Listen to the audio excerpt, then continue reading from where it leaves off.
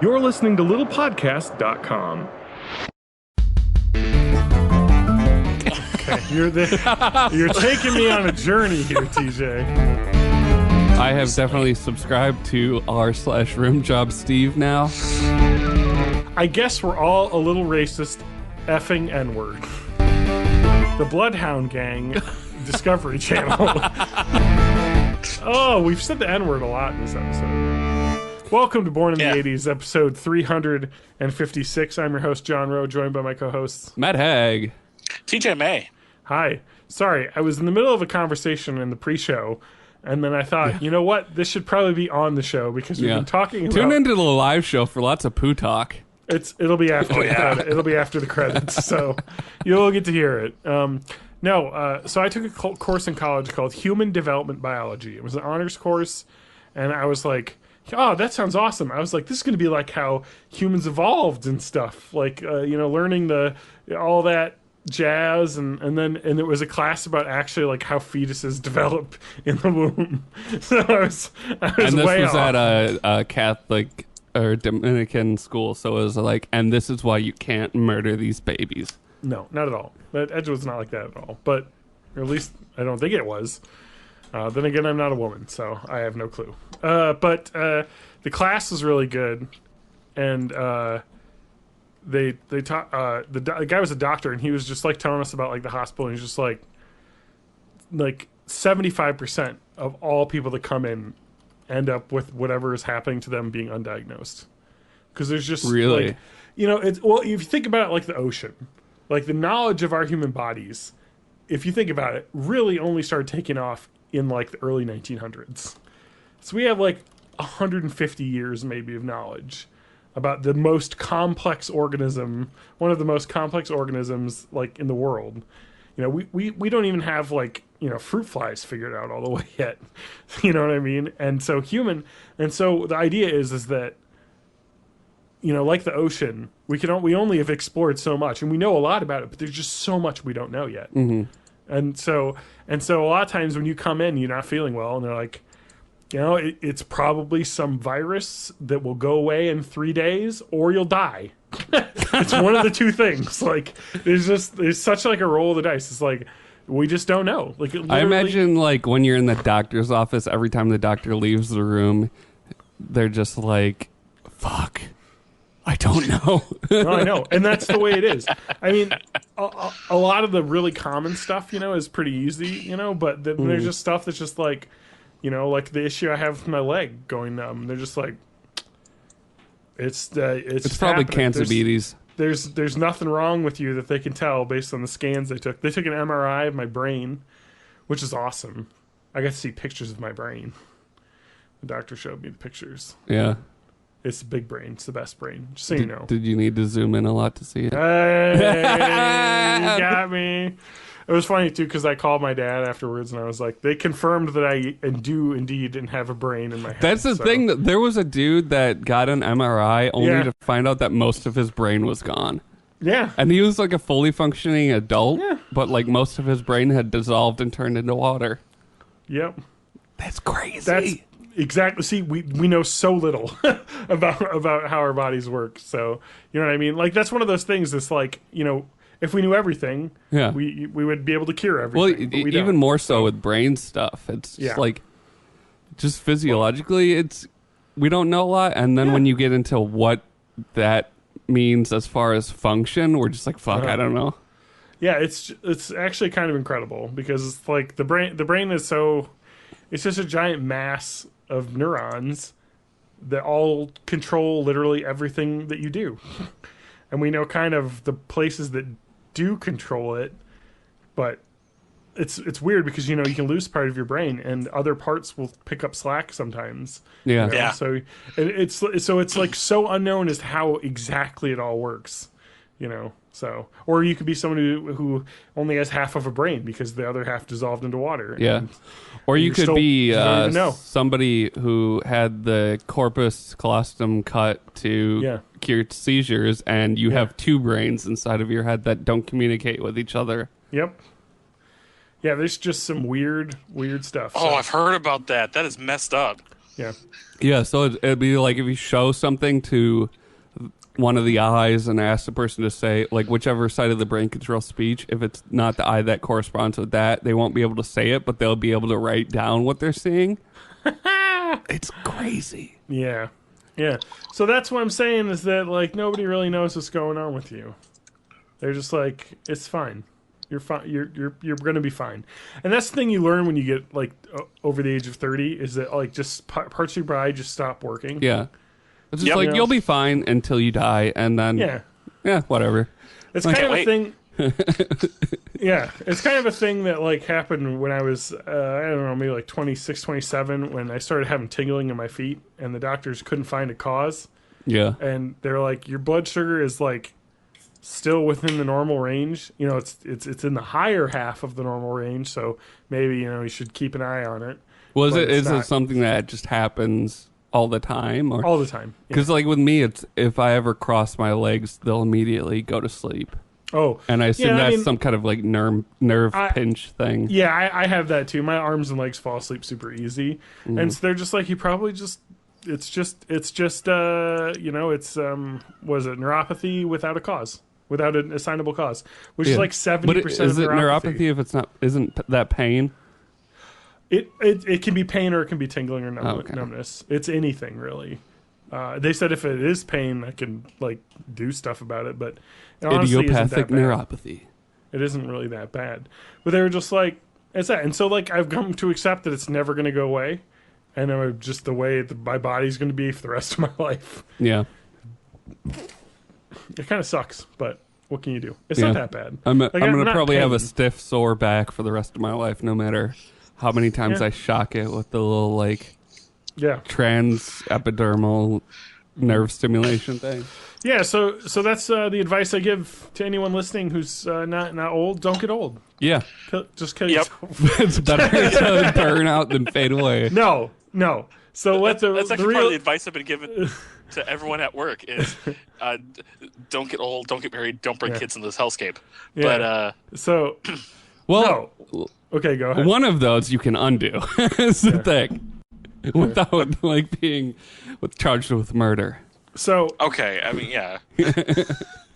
So we no. So what the thing is that you realized that I was talking to everyone else is that this is the peace and solace that I found is that it's the way everybody is. Everybody has some fucking shit going wrong in their body by age 30. So well, even like if according to surveys, body acceptance of your body peaks at like 60, and that is basically when it's all breaking down. So, like, you will break down, but you won't give a shit about it. Is the thing. Yeah, it's fine. That's the thing. You just realize, you know, you feel like, oh, I'm getting old, but you just have to think this literally will happen to every single person. I think it's the youth that are wrong. Yeah, exactly. Yeah. No, John. It's the children who are wrong. So it's funny that we're talking about pathies, and in my feed this just comes up. So this is going to affect probably the most of our listeners, but about 48% of the Y chromosome having population. If you feel really cold, but your balls are hanging normally, congratulations, you probably have a fever. Really? Because normally if you get chilly, your testicles are going to get closer to the body. So that's your cue that it's not an actual temperature change in the room. It's just something internal. Yeah. Wait a minute. If you feel really cold, but your balls are hanging normally, congratulations, you probably have a fever. So, like, when your mom puts her hand on your head, she should be holding your balls. So exactly. Wait, what's the song? If your balls hang low and they wobble to and fro, and you tie them in a knot and tie them in a bow. No, so that's interesting. That's why the doctor tells you to turn your head and cough. No, that's check for fever. When that happens, do you ever have trouble doing like an artificial cough? I will say the absolute worst thing ever that happened to me, and then Lance talked about this on a podcast a while back. It's damn it, it has a Hot for Doctor. It was called. And he had a younger female doctor check for hernia, And when you're like in your like high school teens, it doesn't take much, and it doesn't take much. Your body's going to do things, and I'm sure they see that all the time, so it's no big deal. Yeah. Exactly. But like as a teenager, you don't. They probably think that. keep like a chart in the break room and compare scores. You know what the funny part is the doctors will say they absolutely talk about that shit. So Oh yeah, like that's the thing with HIPAA. You can bullshit with other physicians. Correct. You just can't tell the general public about stuff. Correct. Well, because you have to be able to talk to the other physicians to get, second opinions and come up with, things. But it's just kind of funny because, like, it's like, yeah, they talk about that. But also, like, dude, every doctor has seen so much shit that whatever you hang up on your body or think is weird about you, they've seen 10 times worse. So it doesn't matter. That's why I wonder with, like, doctors, if you just start to see people as piles of meat. Probably. I don't know. I'm not a doctor. I wanted to be a doctor at one point, but then it was too hard. Yeah, I thought about it for a while. I bought Grey's Anatomy, the book, not the DVD set. Yeah. And it was cool, but also, like, I just don't like school that much. I bought the DVD set because I just have a thing for Sandra Oh. Okay, she's very, very attractive. Anyway, no, I don't know. To me, the thing is that I realize that I think I probably, and this is maybe me just being like justifying my decision of being like, I could probably do this, but I would hate it. Sorry, I just saw something really funny on Twitter. Oh, you just were laughing at me? Yeah. And you think I can't? You think I can't do it? I don't think you can. I don't think I can either now, so, but this is who posted this? thank you. Eric Listen Andre to live Twitter. Retweeted it. It's Peggy, Steve, why aren't you laughing? Bill Cosby is so funny. And Steve just looking down and sad. I think my favorite thing is the meme with that little monkey who's like looking at the camera, then looking straight forward, of him saying, Steve, Steve going back to the 40s, and then the Hulk asking him, "Hey, what happened with 9/11?" Well, oh, you didn't fix that. No one could have known it was going to happen. No, but he was in an alternate reality, so maybe he did fix it. Maybe. One would hope. Or the he's thing is, like... The thing is... Or he couldn't do it to preserve the timeline. In that very film, they set up the precedent that de-aging can be a thing. So, I'm just saying, Cap could come back. Also, if you think about it, like... That means that with Pym particles, immortality is a thing. Hell yeah. That was just kind of a throwaway scene where they were trying to figure out time travel, but that really fucks up a lot of shit in that universe. So how are you? Yep. So renew life. Probiotics. Yep. Wait, that was in the pre-show. I'm just saying, I have it up on my screen because we were looking it up. No, I'm just saying that's the one that I take. So they're all kind of. You heard it here. The official probiotic of John's work is Renew Life. That's not true, but the real thing is that they're all pretty much exactly the same thing. So, Well, like the reason that I asked about that in the first place was that every once in a while there would be like Consumer Reports thing where they test a bunch of off-the-shelf stuff, and there's like, even if it has the specified probiotics when it leaves the manufacturing facility, there's no guarantee that they'll survive on the shelf. Mm-hmm. And with like other herbal supplements and stuff, a lot of times that's unregulated and doesn't contain any of the stuff it says it does. It is 100% unregulated, and you can thank Orrin Hatch and thanks Obama. Who is the other senator? Oh, it's a Democratic senator. But they actually, wow, I was right on the mic. I know. I was trying to wipe my lips because I'm sweating like a. Don't wipe it with the mic. Lips are sweating. What? Your lips are sweating? Not the ones on his face. Oh. No, but you can Doesn't thank make Orrin doesn't. Hatch. Fuck, what was the name of that legislation? But it was. I don't know. The only one I know is Orrin Hatch. But it was they stopped the FDA from regulating supplements. Yeah, and Orrin Hatch gets a lot of money from supplement companies. Somehow. Ironically enough, They actually have Weird. really funny commercials. Oh my god, what was it? There's a fuck. Anyway,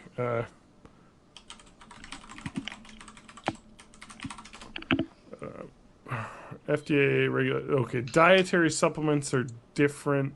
Yeah, they're separate than food and drug products, so they don't really have a lot of regulation, basically. Yeah.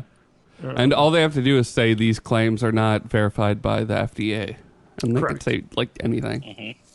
So like vitamins and everything. And so like the I think there was a pro dietary supplement group that put a bunch of like public service ads like tell your senators to pass the like don't regulate dietary supplements act. I don't remember what it was. They're like, because the commercial was like, they're taking away my vitamins.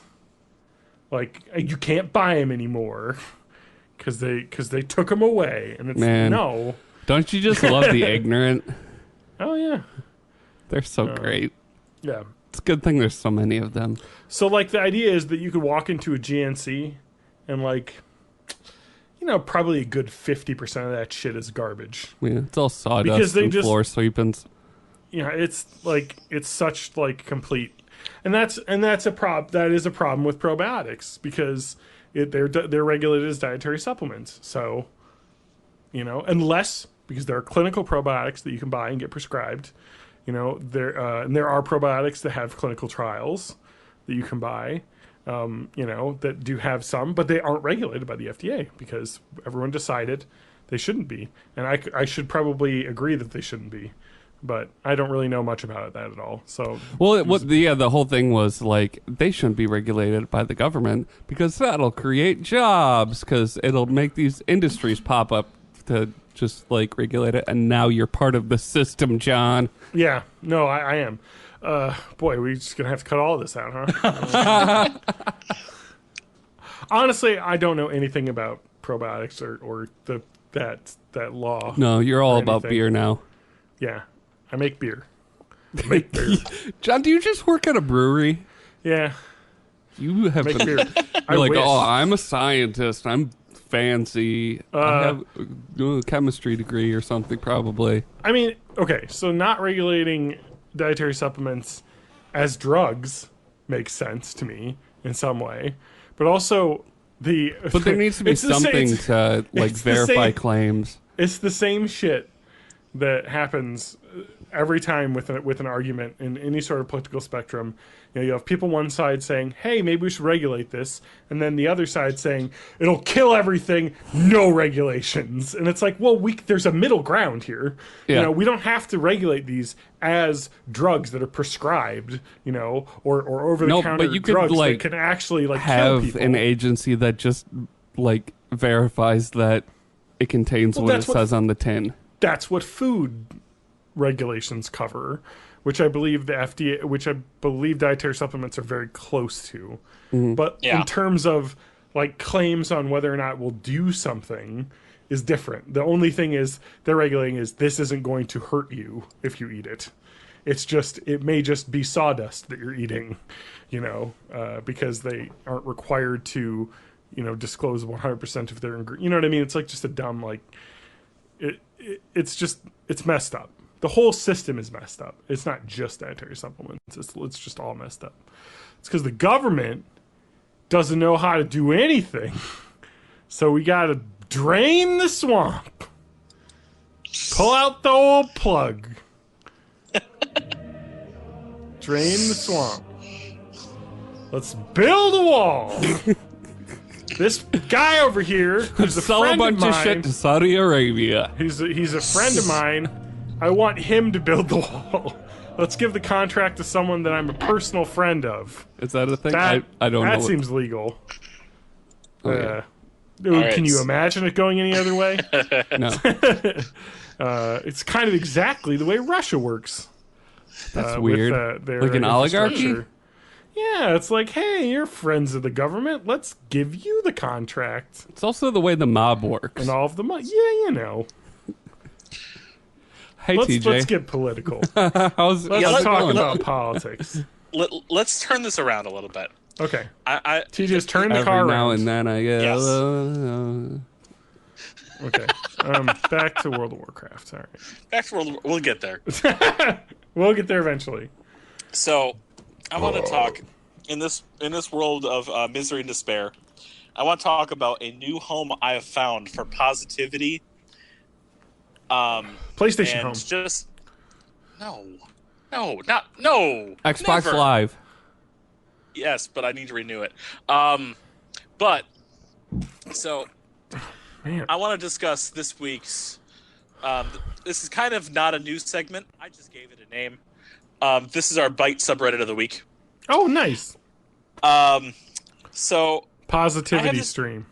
I have this new home for positivity for me.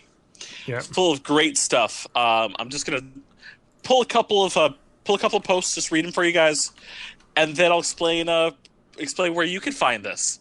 So, like we've got this post that says, "No, you're the sweetie." We've got this post that says, the question was, what's something the opposite sex reads into that they've got totally wrong? And someone responded saying, and the opposite, just because a woman is talking to you doesn't mean she wants your dick in her vajayjay. Is this Ask Women? No, it's not. I've got this one that says... Hashtag not all men. This screenshot said... someone did a post that said, every time you jack off, 10 trees are planted. Someone else says, this is not shitty, it's amazing. And someone responded to that saying, I'm going to keep the lumber business stocked for years. Let's see, Words of Wisdom, which says, if you can't handle stressful situations without needlessly murdering people, don't become a cop. If you're afraid of black people, don't become a cop. If you're scared of dogs, don't become a cop. So this you can all find... I'm a cop, you idiot. Oh, I'm not a Sorry. cop. I want one of the best ones, so here we go. Damn, that's not good, but I give you props for your dedication to your children. They will know at some point all that you did for them. You will have a bigger S on your chest. I hope things change with the situation concerning your wife. I truly wish you the best. Now, all these screenshots are from a subreddit All right, what's called Rim Job Steve. What the fuck? Okay, you're taking me on a journey here, TJ. Yes. So, Rimjob Steve is actually a reference to a user by the same name, Rimjob Steve. This is a subreddit full of heartfelt comments with from people with less heartfelt usernames. Like, for instance, that one that I mentioned about no, you're this. No, I don't want to say that one because that's How do you spell Rimjob Steve?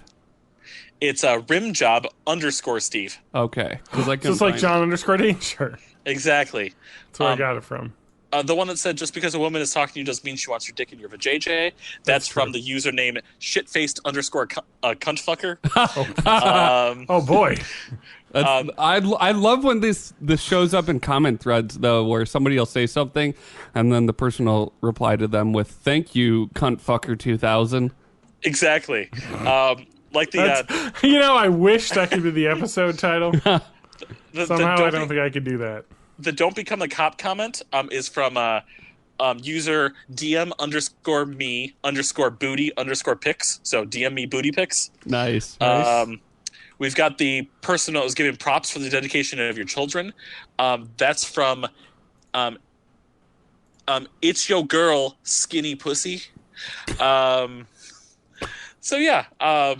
Oh, that's a reference to a Vine that I like. That's the it's your boy, skinny penis. It's a great Vine. I just wanted to mention my Vine knowledge because I'm a youth. Yeah. Well, that knowledge belongs in a museum now. It does.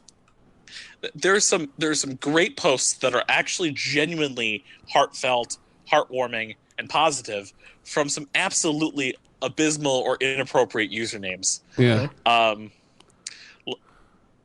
Some of these are not the best. I have recently. definitely subscribed to r/rimjobsteve now. Yep, so have And I thank recently. you for bringing this into my life. Oh, there was this one post. I don't know if this is positive, but this one says, "Asshole makes me think of like smooth waxed porn star buttholes. Arsehole makes me picture a gray, sallow anus surrounded by a pair of pallid cheeks, featuring a lot of hair, the kind you'd expect to find on a 60-year-old pensioner's Craigslist Please poster." stop! That was too much. That's from XX Cuntfucker XS. Okay, God. People really like using the C word in their names. Yes, they do. They Yeah. also use Must be Australian. I skipped a few that had the N word. You know, in in it. Australia, it's actually, what people say to their friends. So It is. actually, But if you okay. say it outside of Cool. Australia, you have to deal with the cultural repercussions of like how people perceive things. Yeah. But yeah, there's a lot of them that just have the N word in it, and I'm not going to say that even on Yeah. the podcast. Really? Yeah. Yes. On the internet. Who is putting the N word in their username? Oh God. So I don't know if you've seen Reddit before, John. But I will say, Yep. that there definitely are going to be some African American people that are going to use the N word in their username. Well, There when they are use it, do but they they're spell allowed. it with the A or the ER? Because a lot of these that I'm seeing are spelled ER. I've seen both. It's that sketch. It's that guy. But there is remember a that guy in the username- news? I'm gonna put that. I want to put that clip in there. No. Remind me. I to just put that remember clip when in. Bill Maher said it. There is a username, soft N-word, big penis with hyphens in between. Matt, can you play audio from a video on YouTube? I mean, I could, but you guys can't hear it. Yeah. So go ahead and we'll just respond to like we did hear it. What are we playing? Well, Post it in the Discord. I will post it. That's God, YOLO420.com/born in the 80s. I can't say. I can't say this out loud. The name of the. Can I play Yeah. the video? Oh yeah. It's on. I don't want to play this. It was on the news. I don't want to play this. This is a clip from a news channel. No. So it's Not seen the parody of this? teacher explains the word, and then there's an N-word. N-I star A. The soft N-word. Soft No, N-word. I refuse. Okay, no. Veto. V2. Okay. Veto. So Is that going to be the episode title? The soft N-word? if you've I ever, I hope not. yeah, if I want to get delisted from iTunes. Yeah, exactly. So you've not. Oh God. You have to see this video, and it's linked on our Discord, YOLO420. Yeah, I'll It's watch it incredible. later. Because it is the I whitest will have teacher to in mute the myself world if I listen to it. who is emphatically defending what he said to a So is- teen Is who is white acting up splaining in a his thing? class. Because I Yeah. think that's white splaining. It would be if Kind the of. guy wasn't very clearly and obviously just completely an idiotic, clueless person. Like, he's not Okay. like, there's zero malice in this. He's just like, I was just trying to say what the kids were saying. They say it with an ah. And so that's what I did. And it's actually, so if you've ever seen the first season of the Boondocks animated show, they actually word for word animated this in their thing. It's amazing because it's like the exact. I mean, this guy. It's just funny. It's funny because the guy's obviously not racist. He's just clueless Yeah. and one of those people that thinks that racism doesn't exist. And it's like, Well, no, we You know had a what I black mean? Like- president, so it's all solved. this was probably before then. This was 2006. And even so, that's how systematic racism exists. Is by Yeah. just Oh, for we're sure. not culturally sensitive to anything. For sure. It's the way he pronounces it is amazing. Because he's literally like this 50-year-old teacher guy who's just, and it's the cringiest shit. And that's so. why you should never use words you don't fully understand the meaning I think of. I'm gonna upvote this YouTube comment because it's the YouTube comments on this, by the way, surprisingly good. this by My Name a Jeff, which is a great reference to another Vine. That's the culture. This is a real life Dave Chappelle show sketch. It really is. Like, it's like literally it reads like comedy. I'm going to put this in the episode, the full 4-minute in, because it's amazing. Because this guy is just trying. He holds up a sign that has the N word with an ER and then the N word with the A. I feel like I have seen this is the bad one. This is the one I said. It's just like, oh my god. He's like literally there with a shovel, just digging this grave in front of you. It's just like, oh my god, dude. And I feel genuinely bad for the guy because he's just completely clueless. Here's literally exactly how this should end: is he should be reprimanded for being an idiot, and he should go to training because he needs to have like diversity some training. kind of sensitivity training or something. He's clearly not like a horrible person. He just is completely clueless about race.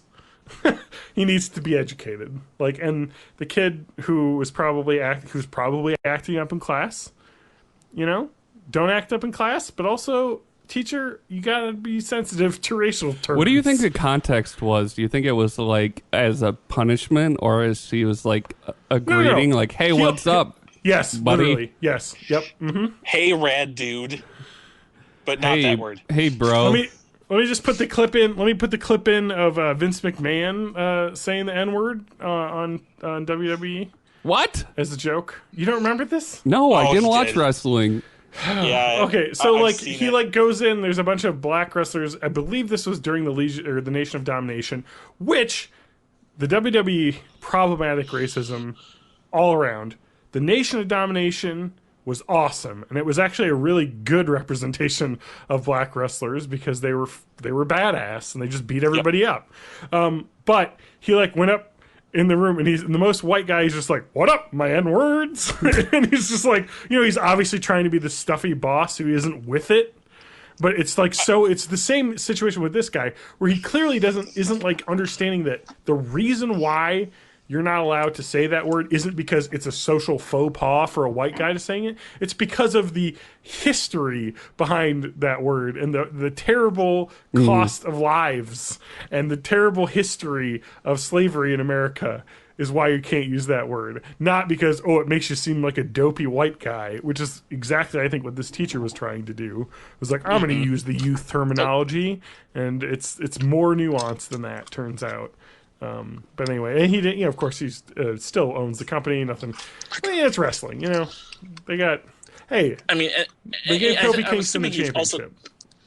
I'm assuming he also tried to play it off because he was trying to say it's not me; it was my character, as well. Yeah. Oh yeah, for sure. No, for sure. I mean, because his character was a heel as fuck. But correct. It was supposed to come off as bad, but it also was very cringy because you're like, yeah, that's kind of crossing a line. You are the bad guy, and people are supposed to take that badly. You probably just shouldn't go that way, Yeah. He probably should have came in and said, "What's going on, my homies?" That would have been taken the exact same way as him being some white guy trying to act cool. But the thing is that when you hear, reports backstage, I don't think it's the case anymore. But especially back in the day, you have a lot of Southern white wrestlers from, who were born in the 40s and 50s and 60s working, with the talent and that, openly using the N-word backstage back then. You'll hear wrestlers talk about it as being part of it, and those people were getting yelled at, of course, for it, but it was definitely a culture where that was happening. It kind of makes you think about that, saying, maybe we should have a black writer on the staff who can tell us that this sounds bad, because the talent certainly isn't going to say that it's bad, because they're just, if they disagree with the boss, they're going to not get booked. So they're just like, I guess we'll go along with this. It's bad. Anyway, but to be fair to the WWE, they have made a lot of strides lately. So, they're definitely, their past is very checkered, but I think they're currently making a lot of, it's kind of a 2 steps forwards, 1 step back, Yep. They kick Hulk Hogan out for 2 years, but then they bring him back. Because opposites attract. Got it. To be fair on that, you hate cigarettes and I like to smoke. Oh, that's such a great music video. But Hulk Hogan's back. But they also, I mean, the word is that he did go around backstage and meet with a lot of the African American wrestlers who were very offended, and he apologized personally, and they've said, "Hey, we're cool now." Like. I'm not really familiar with the Hulk Hogan thing. Was it that he... Well, have you heard of the website, the website Gawker.com? Well, that's what I thought. Yeah. Like, in his sex tape, he was dropping N-bombs. Partially because of this. So, what happened was, Hulkman Hogan... What's his, Terry Bollea. Suburban Commando Hulk Hogan. Hulk Hogan. Oh, shit, what was that show that he was on? The like, night boat show? The Night Blue Thunder. Blue Thunder? Okay, yeah. It was like Knight Rider with the boat. Yeah, but there was also a helicopter, too, but the boat was the thing. Yeah, whatever. Was it Tropic Thunder? No, it was Blue Thunder. No, that was the other movie. What the fuck is, Hulk Hogan Thunder TV... Thunder in Paradise. Okay, there it is. You're close. Thunder in Paradise is the show. What the heck was Blue Thunder? It was like a cop show. Blue Thunder was a movie with Malcolm McDowell and... Okay, you were way off. Because other people searched for it too. The Blue Thunder Hulk Hogan thing. So Thunder in Paradise was a television show in, what was that, the 80s? 94. Early 90s. Hulk Hogan was a cop? Ex-Navy SEAL. Worked as mercenaries out of their tropical resort headquarters. Oh my God, this poster. Coast, using their futuristic high-tech boat nicknamed Hulk Hogan's Thunder. First name is Terry? Yeah, Terry. Yes. They travel around the world fighting various criminals and villains. They also balance their dangerous undercover work with the responsibility of raising widower Spencer's young daughter Jessica, who lives with them. It's a really dumb show. It's actually really good because it's like peak, like, dumb 90s sitcom action. Like, there's only 22 episodes. But anyway, what were we talking about? Hulk Hogan? His how situation. He's racist? Yes. So his daughter was dating, I believe, an African American wrestler back in that, and so he was very protective of his daughter. This was recorded while he was having sex with his friend's wife, Bubba the Love Sponge, who was a DJ in Florida, like a shock jock. His wife, like a radio DJ. He was like letting him have sex with Hulk Hogan. This was like a approved arrangement between him, his wife, and Hulk Hogan. But Bubba the Love Sponge recorded said sexual intercourse section in his house that this occurred. And what I like to talk about during foreplay is how my daughter shouldn't date one of those N-words and saying things like, "I'm definitely a racist," I believe, or something. The quotes are pretty insane. Hulk Hogan racist quotes. Let me get the exact quotes because these are good. Racist rant over his daughter dating a black man. Let me get the exact quotes. All right, here we go. I mean, I'd rather, if she was going to F some N-word, I'd rather have her marry an 8-foot-tall N-word worth $100 million, like a basketball player. I guess we're all a little racist, effing N-word. I'm so uncomfortable right now. He was terminated by the WWE pretty much immediately as this came out. So he, it's just some locker room talk. But anyway, so the website Gawker.com got video of said sexual intercourse section and released excerpts of the video. Not the full video. There was no nudity in the video. They just had footage of the incident. And then they were sued by Hulk Hogan and a lawyer who works for the Trump family now, Melania Trump, for defamation and for releasing... they actually called it revenge porn, basically, even though the website, Gawker.com, did not have any illicit images or in the video. They just had clips of the video. Yeah, so like, as somebody who said. Wasn't super paying attention to it, I always thought that it was just like they got in trouble because they showed the sex tape and because it was like they were edited unauthorized clips nudity of the sex tape. Oh, okay. I believe it was, I can't remember because it was all taken down, and it will stay down because they lost the case. But if I remember correctly, it was either blurred or it cut out before any nudity happened. So it was just and it was afterwards. So it was literal confirmation of So it was not foreplay, it was pillow talk. No. So that N-word part was at the very start of the video, I believe. But then that was... So other news articles had put that out because they had seen the tape and they pulled that segment. They didn't show the actual clips, I believe. They may have had audio of that, him saying that. But so they argued basically there was no reason to have the actual video of this because it wasn't newsworthy, and they were just, basically trying to shame Hulk Hogan, by putting out this sex tape, basically, which I see some merit in that argument, but also it was newsworthy, and that's it. Like, he on was account of all the news it made. I mean, yes, he is exactly. It was literally a self-fulfilling prophecy because, they talk about multiple interviews that he's had with Howard Stern where he's bragging about his infidelity or his sexual escapades. And then you have proof of him cheating on his wife and then putting out an excerpt of a video confirming this, showing his face, no nudity or anything. You would think that would be probably distasteful, but not illegal. But of course, it was tried in Florida, Terry Bollea's home state, and the jury was they had very good lawyers. He paid millions. Well, it was bankrolled by Peter Thiel, right? Correct, Peter Thiel. Correct, because he had an axe to grind against Gawker. He hated Gawker because Gawker called him out multiple times for being a really weird, terrible person. Like, remember in, I don't know if you've seen Silicon Valley, that part where the Gavin Belson gets a young, hip, or fit, early 20s guy and is his blood boy, as they call him, and he takes his blood out and puts it in his body. That Peter Thiel did that, and Gawker reported on that. So they just were reporting on stuff about him, and he didn't like it because they had a website called Valleywag, which doesn't exist anymore, that was basically news about Silicon Valley people and all the dumb shit they get up to. And now I believe one of the people they used to rant about owns the Gawker website now. So we'll see what happens when that comes back online. Cool.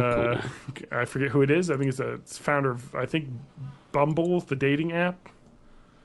That's Silicon weird. Valley guy.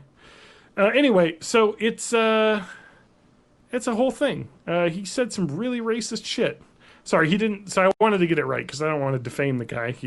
We have the exact quote because it was recorded, so I can give you the exact quote, which is he didn't say he was racist. He said we're all racist.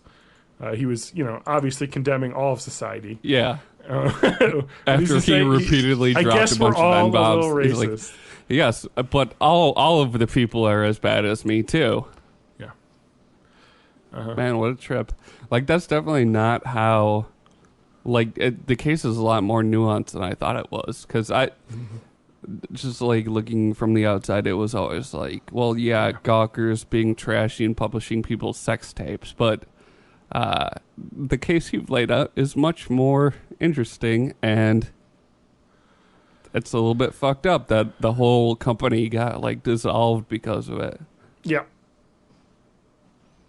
Especially when it was a company that was super putting a lot of pressure on the powerful, Yeah. and they were taken down for flying a little too close to the sun, I think. Yeah. Hey, shut up. Who would have thought Hulk Hogan was the sun? I mean, have you seen his skin? The man looks like a hot dog. But I mean, you also have to be able to forgive people too. He's definitely. But what's that apology when he goes back to wrestling? Hey, I think he just says I think he owned up to it. He said what I said was racist and wrong, and I apologize. Yeah, but that doesn't change the fact that he thinks that way. People can change, though. Yeah, I suppose. But he's worked with a lot of African American wrestlers. And I know there were a lot of them that went to bat for him. All right, as an apology, you can all fuck my daughter. Just to prove how cool I am with it. You don't have to be an 8-foot tall N-word or whatever you said. Oh my god.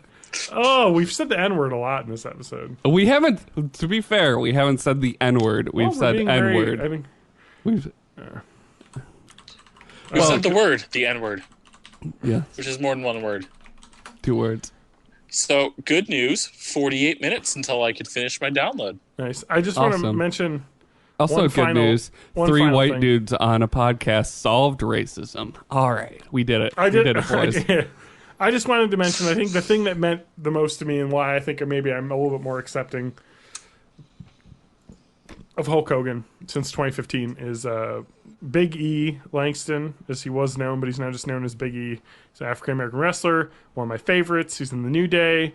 Which is one of the funnest, like the best parts of wrestling right now. Is these 3 African-American wrestlers who are just hilarious and fun and everything that's good about wrestling. He tweeted right before the event. He said, I'd like to think everyone deserves a path to redemption. I appreciate Hulk Hogan taking the time to apologize and hear my position today. You know, it sounds like he owned up to it. You know, he went to because he was one of the people who was very vocal about this in 2015 and offended. So it sounds like he really gave his, at least he's putting his best foot forward right now. So hopefully, and I think it is true that like a few heartfelt conversations, if you approach them with an open mind, can really change your view of things. So it is possible that he sees his past racism in like a completely different light. Yeah, I think that and the other thing is, the reason why I think a lot of people were really mad, particularly Big E, is that he apologized on like the Today Show or something, and it was really didn't feel very genuine. And he was like, "You need to come and talk to the people you work with, like directly, you know, like hear us, and then basically, get dressed down a little bit by us, let me give you a piece of my mind, and then we can start to rebuild our relationship." So, I hope things are better. That's why personally I feel a little better about it, because I like Big E a lot, and he's been very vocal, and so I trust he's happy things are working better now, at least publicly. So anyway, downloading what, TJ? I'll be right back. Oh, so you're downloading World of Warcraft Classic. The beta. Yes, the beta. Yeah. The way for me to play before it comes out. Yeah, exactly. Before World of Warcraft Classic comes out. So no, I've been really amped about World of Warcraft Classic lately. I basically spent the last 2 weeks talking about World of Warcraft, looking up things in World of Warcraft, being on our Classic WoW Reddit. I'm getting way into it. And talking about... getting excited to start. We have a release date finally. I think we talked about this maybe a couple weeks ago. It might have been last week, but what is that date again? 27th of August, 2019. I already booked time off of my work for a birthday present for me. I have worked. I have already booked off time from work off for this, so I am fully in. I've got a World of Warcraft Brady game strategy guide ready to go. Yeah, in PDF form. So we talked a little bit last time about what characters we have played, but I think we should do a little bit of work here on just assembling our group and solidifying what we're going to play. Yeah, because we have to make a viable party here. Yeah. So TJ, what are you going to play? I really went into this last week. I'm Holy Priest every single freaking time.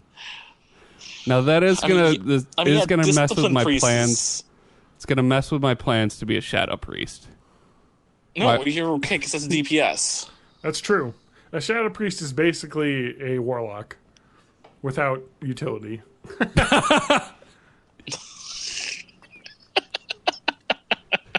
You dick. No, they are. So I've been way into theory crafting about all of this expansion, and I mean, like, I am deep in this at this point. Like, so okay, let me break down your Shadow Priest decision right now. All right, one thing we want to get off the chest right now is we're talking about party balance in 5-mans. Mm-hmm. Yeah, you're fine. You're fine as long as we have a healer, a tank, and 3 DPS. We're fine. As long as you know how to play your class. You know, you can mind control mobs. You know, that's something that other classes can't do. There are, you know, there's you have Vampiric Embrace as a Shadow Priest. That gives just the entire 5-man party healing when you're doing damage. So that's just nice, you know, it's helping out healing and damaging at the same time. And a lot of people talk about raids, and like, oh, if you want to get into raiding, you got it. Here's the classes and optimization, all that stuff, and it's like, dude, man, don't even think about that right now. Like, you can optimize yourself all to hell. It's not going to matter. For one thing, Blizzard has already announced that they're changing one of the mechanics.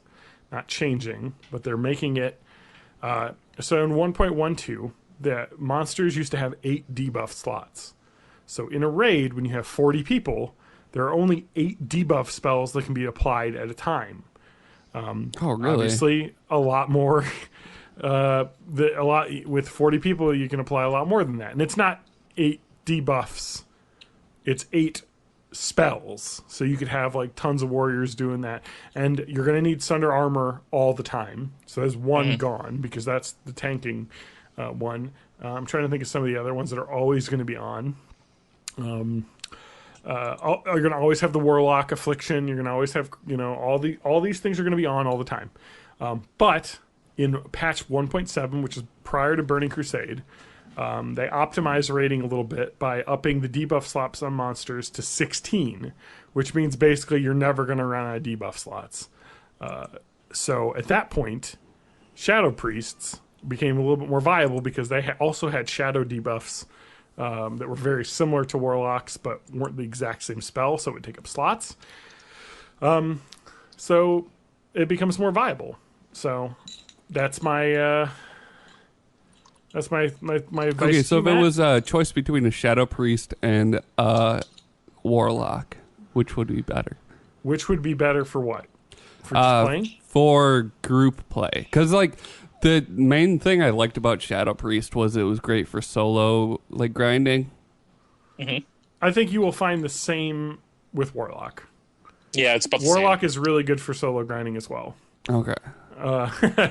So they're both really good. Just for a whatever you lot feel of like. the same ways. Honestly, like, you're going to be useful as either. Well, I do primarily play Warlock and Hearthstone. Yeah, they're both great. Here's a tipping point for you. Warlocks do get a free quote unquote mount at 40th level. And it's that sweet horse, right? It is a sweet fire horse, yes. Fuck, I'm a Warlock, guys. Yeah. It's a great class. So in terms of DPS in World of Warcraft, 5-mans, whatever, they're really useful because they've got a lot of crowd control stuff. Fears and not mind control, but they can banish demons and things. So they're really good in a lot of ways in 5-mans. In raids, their damage isn't near the top tier. But it's still pretty much in the middle of the road, so they're very useful, and they're needed in raids because they have utility. Because they can make... The only problem with Warlocks is Shoal Shard farming, which is going to suck. Oh, yeah, I forgot about that. And now in World of Warcraft that doesn't exist, but back then you had to run around and kill mobs and get them down to a very low amount of health and then do the soul drain, and then when they die they would give you a soul gem. So you would just have to run around killing mobs to get soul gems to stock up because you need them for your spells.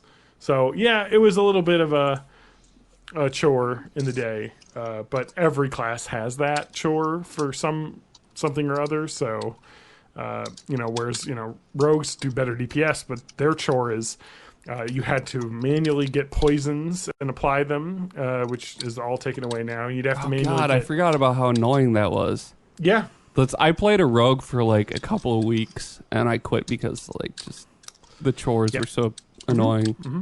Shadow Priest doesn't have a lot of chores like that. No, it's pretty much mages. Let me do damage to you until I'm fully healed and I'm ready for the next fight.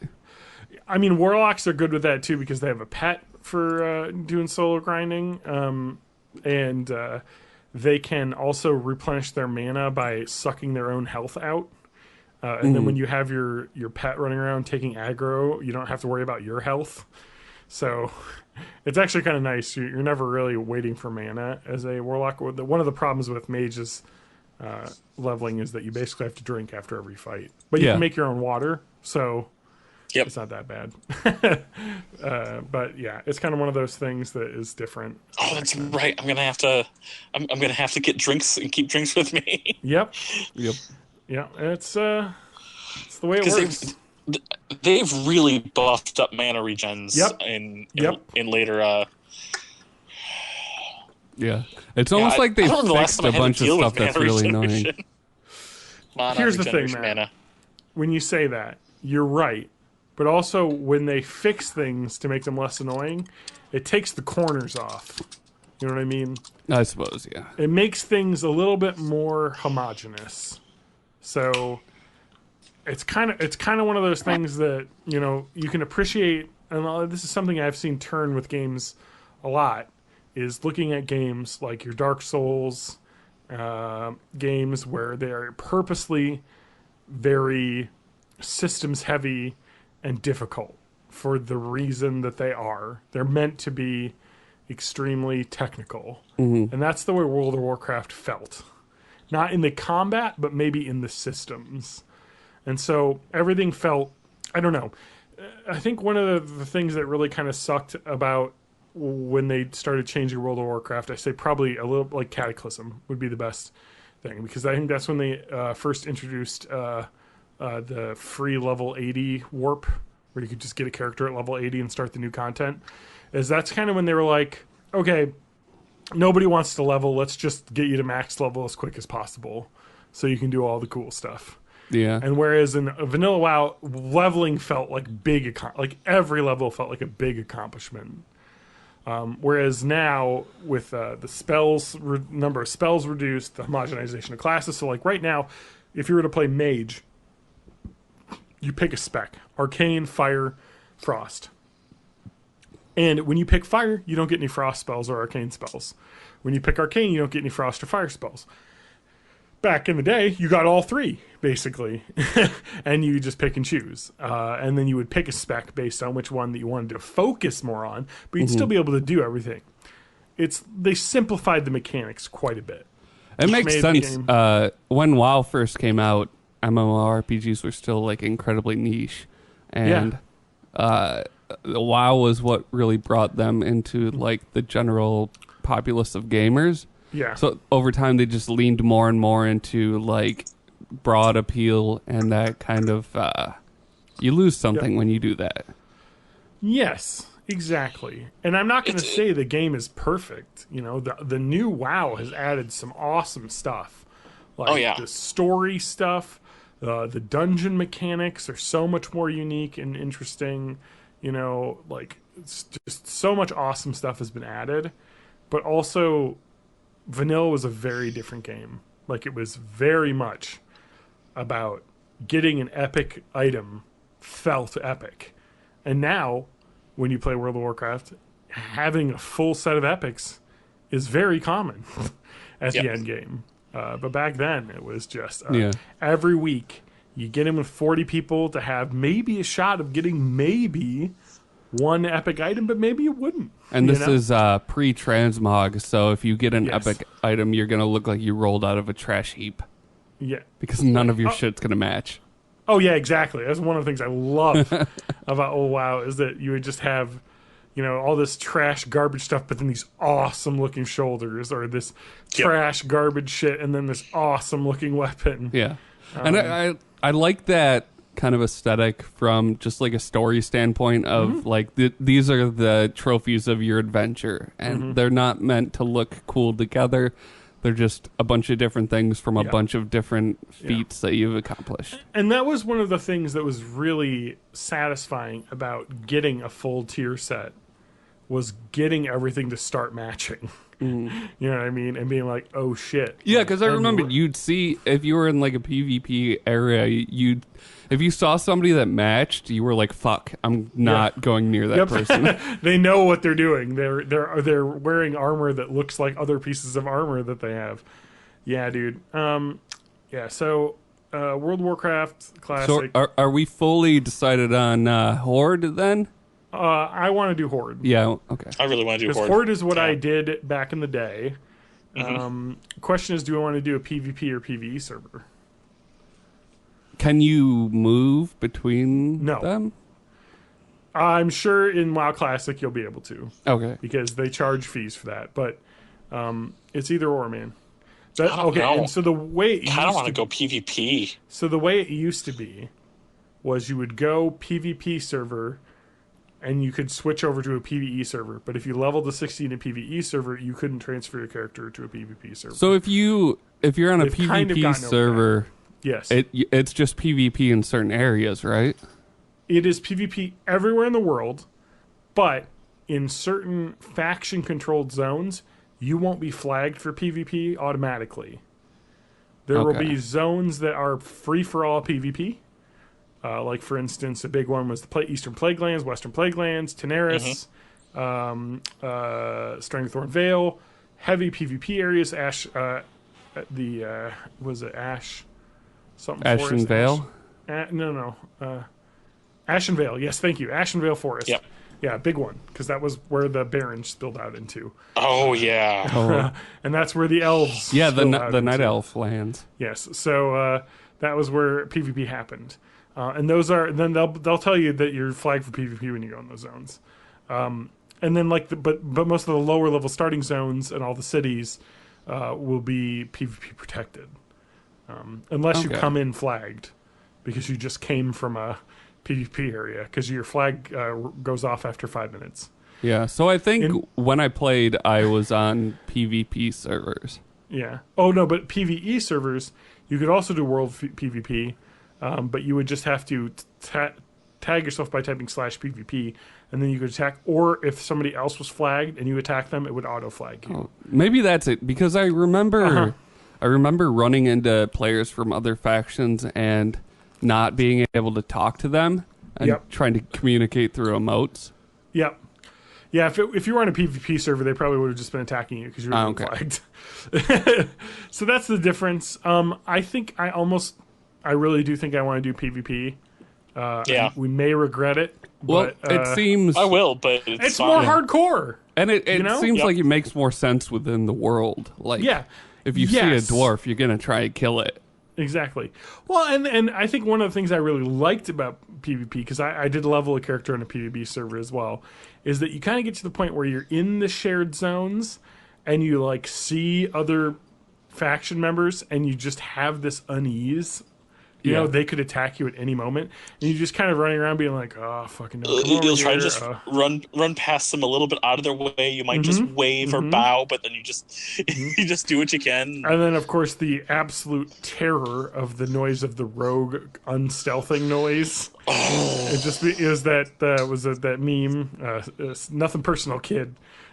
With the knife, that was the way rogues were back in the day. And there would be high level people going around the lowish level, like the 20, 30 level, areas, just ganking people left and right. I used to do it as a rogue as well. It's just a lot of fun. But it's one of those things that I think adds flavor to the game. It makes leveling slower though, because you are going to get held up by assholes. But again, that was a thing that I found as either it would become something fun, because then you would say, "Hey, guild, who's online and wants to come over and fuck some shit up?" And so you would go and fuck some shit up, and then you'd bring your level 60s over, and then they'd either fuck off or they'd bring their level 60 guild mates over, and I would be just having a free-for-all PvP for a while until people got bored. Or you would just log on to an alt and start playing somewhere else, Just be like, all right, let's just give this guy 20 minutes to leave and then go back to doing what we were doing. Warlocks could do a summoning portal, right? Yes, they can. Fuck yeah. Okay. Warlocks can summon. I'm totally on the members. Warlock train now. Hey, Warlocks are great. Way back on Greymane, Yep. the Alliance were just absolute assholes, weren't they? Even though that was a PvE server? It was a PvE server. Yeah, they were. I mean, it's the way every server is. I'm sure they said the Horde were assholes, so, you know. But man, I almost want to like start visiting the forums again once that happens, because that's where you started talking to your rivals in the other faction. So let's talk. It's got to be like the about, official Blizzard forums. Yeah. Yep. So that's the way it used to be in a while, and that's the thing I missed most about World of Warcraft was the days before Reddit. Exactly. Before Reddit killed all the individual forums. Yeah. So one of the things I missed most about World of Warcraft was the community. The fact that you had a server, you could talk to other people on the server, you would talk, cross faction on the forums. You would something would happen in game, and then you'd hop on the WoW forums and see if people are bitching about it. Like, hey, who the fuck was in Ironforge last night fucking around? You'd just be like, oh yeah, I don't know, I heard about that one guy, and that's a thing that kind of is gone now because of the sharting. It's not sharding, it's sharding, which they do now, where you have people phasing in and out of your game no matter where you are, because you'll be in like a server group, and there will just be people phasing in and out. So everywhere you're at looks like a base level of populated, like the most optimal level of populated. So it doesn't feel completely empty, but it also feels like there are people around, and not too many that you feel like you're never getting, to kill anything you want. So they've done a really good job balancing that. And it's called sharding, and it kind of ruined servers as long as cross-realm PvP did as well, because back in the day it used to be just all PvP happened through inter-realm PvP, and that was awesome because you would see the same people and fight the same people on the faction and get to kind of know their play styles and have rivalries. Which was fun. They did bring realm versus realm PvP in after a while, and that was fine too, because you would still be, with your party or whatever from your faction or from your server, but a little bit different. I think so. I think they've announced that they're going to have cross realm PvP again, because before, I wax poetic and nostalgic about having just inter realm only PvP or inter server only PvP. The wait times could be ridiculous to get into games. Yep. They added the Warsong Gulch, Alterac Valley, Arathi Basin weeks. So each week one would give you bonus rep, for that week, and you get a quest to get X number of kills in the battleground of choice that week to get extra gold and faction rep. Those will be around, and those helped with queue times, because basically be it's AB week, so if you queue up for AB, that's what everyone's doing, so it kind of worked. But there'd still be, I gotta wait 20 minutes to get into a game Warsong Gulch, and so that would be the run around, because you would just queue up and then you'd run around, and that would be, I'm gonna run around Orgrimmar fishing and upping my fishing skill, or cooking, or checking the auction house, or chatting on guild chat, you know what I mean? That was the thing. Now it's basically instant. You just get into a game, which is fine. I'm willing to give it up, Yeah, it seems like Battlegrounds should be just kind of like a separate thing. Versus the PvP areas where you will have that kind of rivalry build up. Battlegrounds are a separate thing. Yes, exactly. And I think the ability to get in games makes PvPing a little bit more accessible. One thing it does hinder a bit is if their faction honor system is the way it was back in the day, where you would get faction gear based on your rank that week. So you would be, you'd level up your rank and get honorable kills to get to be Grand Marshal or High Warlord. That was very difficult. Because it would calculate your PvP rank every week. So did it cost gold to do Battlegrounds? No. Okay, so it was just a time investment? Correct. Yep. It was just a time investment. And actually, you don't take damage on your equipment for dying. So I'm looking at the map for Warsong Gulch right now, and all of the memories are flooding back to me. I know. It's Warsong Gulch is gotta capture the flag. Yeah. Oh shit, Druid. He's got the flag because they could run in cheetah form. Yeah. So. Yeah, it's bullshit that they can shapeshift when they're, or a mage will get it and just blink. Blink. Blink, Yeah. blink, blink, blink, blink. Oh yeah, man. It was a lot of fun. Warsong Gulch was really good PvP, as was Wrathy Basin. I have so many memories of just blasting fucking emo rock and playing Battlegrounds, or like fucking screamo metal and playing Battlegrounds with Drew, my roommate, and having a lot of fun.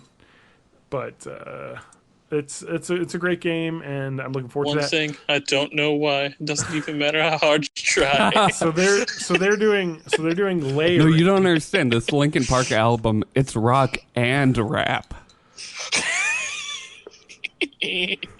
So what they're doing, I believe, in Classic, as far as I know right now, is they're going to do a thing called, they're not going to be doing sharding. They're going to be doing layering. So you'll pick a server, Yeah. and you'll create a character on a server, and then they're going to have multiple layers within a server to help with population, because they're not going to have as many servers to start. And so they're going to have because they can handle a lot more people on a server now. What they're going to do is do the layering, and then slowly... So is that to like combat overcrowding on the server? Yes, okay. Exactly. And that is going to create a situation where they can optimize you within a single server, the amount of people you're going to see, and then eventually, as the population stabilizes, as the game is out for months and months and months, they'll reduce the layering with the hope of entirely removing it and having the populations of servers settled. Now, have they thought about adding loot boxes? Not in WoW Classic. They would never be able to do that, because I think the whole selling point is it's going to be as close as you can get to the original WoW. They're still going to have obvious stuff in, because it's on the Battle for Azeroth engine. So there's going to be all the engine optimizations will be back. I think you'll be able to get the high res textures for the units, like the new player models, but you'll also be able to toggle them, because you can currently in game. So like it'll still have a lot of that flexibility for toggling. But they're definitely going to have that. One thing that I heard was really awesome that actually happened behind the scenes in Blizzard was they announced back in the old days when people were complaining, why can't we do WoW Classic? People want that. They said, if you remember publicly, we can't do that. It would be impossible. Like, just the way that the server architecture works, it wouldn't be possible. There was a guy, a back-end developer, who spent like a weekend and week like working at work like 24/7, putting it out and then releasing a working classic server on the new architecture, saying, oh no, we can do it. Like, no, let me prove you wrong. I think he may be the head classic developer now. So don't tell engineers that you can't do something. Oh, exactly. I mean, that's how you move up in a company. Yep. That's how Xbox oh no, One actually, I can't fix happened. this. Yeah. So it's pretty awesome. You know, they just had a guy who was obviously passionate about classic WoW, and just being like, let's get into this. So I'm actually like really excited about this. If you want to get really hype, go to reddit.com/classicwow. It's you just can see people, all the memes. Yep, it's just all these classic memes. But some of the things I really like is people sharing old videos from back then, like classic, like vanilla WoW raiding videos with like complete with butt rock videos and like old PvP videos. Just that fucking nostalgia. Because I mean, this was pre-YouTube. You know, like this was 2005, 2004. YouTube was 2006. And even when YouTube was around, I think even Leroy Jenkins had to be ported to YouTube. It wasn't on YouTube originally. Yeah. No, it was originally like a real media file that you would share and watch. I mean, like it is. You'd be emailing R4Vs to each other, or whatever the real video format was. The YouTube times were so dark. I remember like my freshman year of college, just going on random video sites, and you just had to click whatever 8 videos they suggested at the bottom of the video you were currently watching. There was no way to like search or see what was actually out there. Yeah. It was a dark time. It was a hard time. The children are wrong. Yeah. I actually really like another thing that's happened with the WoW Classic Beta been out there. People streaming, people, playing the beta test, and people complaining about bugs that are actually just the way that the game is supposed to work. You know what I mean? Like, hey, no, these actually aren't a bug. I want Blizzard to release the WoW Classic movie, and it's just the movie that they made again. Same thing. Yeah. Yeah. So I'm just loving like all of these old classic WoW videos being put up. Here's one called just WoW Gnome Mage PvPs and the Barons. And it is, let's just see what song it's set to. The Bloodhound Gang Discovery Channel. Just your classic mid-2000s music. Well, that song was dated by the time that was made, too. So I actually started playing in 2005. I am really excited to get back. I'm actually talking with one of my old vanilla guildmates, and I'll probably have us, if we're going to play, join the server that he's on and maybe join the guild that he's going to be in, because he was one of my hunter buddies that we used to raid with back in 2005, 2006. He's one of Drew, Hunter? I think, and him are still friends on Facebook. Yeah, we were hunters. Yikes. So, actually, you say yikes, but looking at the DPS Molten Core, hunters were in the top 3. Yes, they were. They were very good. Rogues, warrior. Well, no, not top 4, because it was warriors first, then rogues, then mages, then hunters. So, but hunters were very, or maybe hunters and mages were pretty close, but it would change with gear because or with pet. You needed like a cat pet to get good DPS. Yeah, you wouldn't DPS with pets usually. Most raids, including mine, would make us turn pets off. Oh, really? Yeah, because pets can steal aggro, and they can also run into a place to aggro, like so it's trash. Not even worth it to risk. They are such even minimal. For like... Yes, they are such minimal DPS because one thing, we can talk all about this. One thing, pets we would never want to use. We would always turn them off because back in the day, except for warlock pets because they're different. But the way that hunter pets worked was they pets had pull aggro. They pull aggro, but not if you turn that off. That's something you fix. But pets took damage with 0 damage reduction. So if you had a raid boss that's doing a burst AoE, which a lot of them did, or doing attacks, you can't control where your pet's standing. They just run at them and attack. And your pet would just die. And it would take full damage. They would just get one shot. I mean, so there was really no point in having a pet. And you can't run up and waste time reviving it. You're just to get one shot again. And you can't revive them in combat. So there really isn't any point in having pets out. So hunters the only thing I'm going to miss in Classic, and it's just going to be jumping to my other server and playing in Current, is I loved the Pokemon pet battles. Yes, that is again. Man, it's so they fun. added so much cool shit to WoW. Like the new game is great, but it's very different. Oh, it just feels like a different game. WoW has a classic website already. I know. Yeah. Okay, can we talk about private servers for a minute? So private servers exist. There's a lot of them. They do exist. I believe. What was the famous one? They got closed down. Oh, Nihilum or it was the one that was like cease and desisted by Blizzard, and then they complained. It was on that website. Nostralis. Nostralis, thank you. Nostralis. They were like forced by Blizzard to close down. Probably because the people that ran it lived in the U.S. I believe a lot of private servers that exist now are people in the EU or areas that Blizzard legally isn't going to bother trying to go after them because it, again, is such a small amount of people. Mm-hmm. When we're talking about private servers are pulling maybe 20 or 30,000 players across all private servers. It's such a small amount compared to World of Warcraft's sub count. So it's really not worth it. I think they push Nostralis as a we can and it will send a message kind of thing because it is technically breaking the terms of service to play them. Although one could argue if they aren't allowing you to play it, it's a dead game that isn't being supported. So, I mean, what? You're not losing a sale. No one's going to not subscribe to regular World of Warcraft because they want to play Classic until they get Classic up. And then it's much harder to excuse people using private servers at that point. But there are some insane things that I've learned about this because it seemed like when I thought, it was like, oh, private servers exist. Why can't they just do this? It is so much more complicated than that.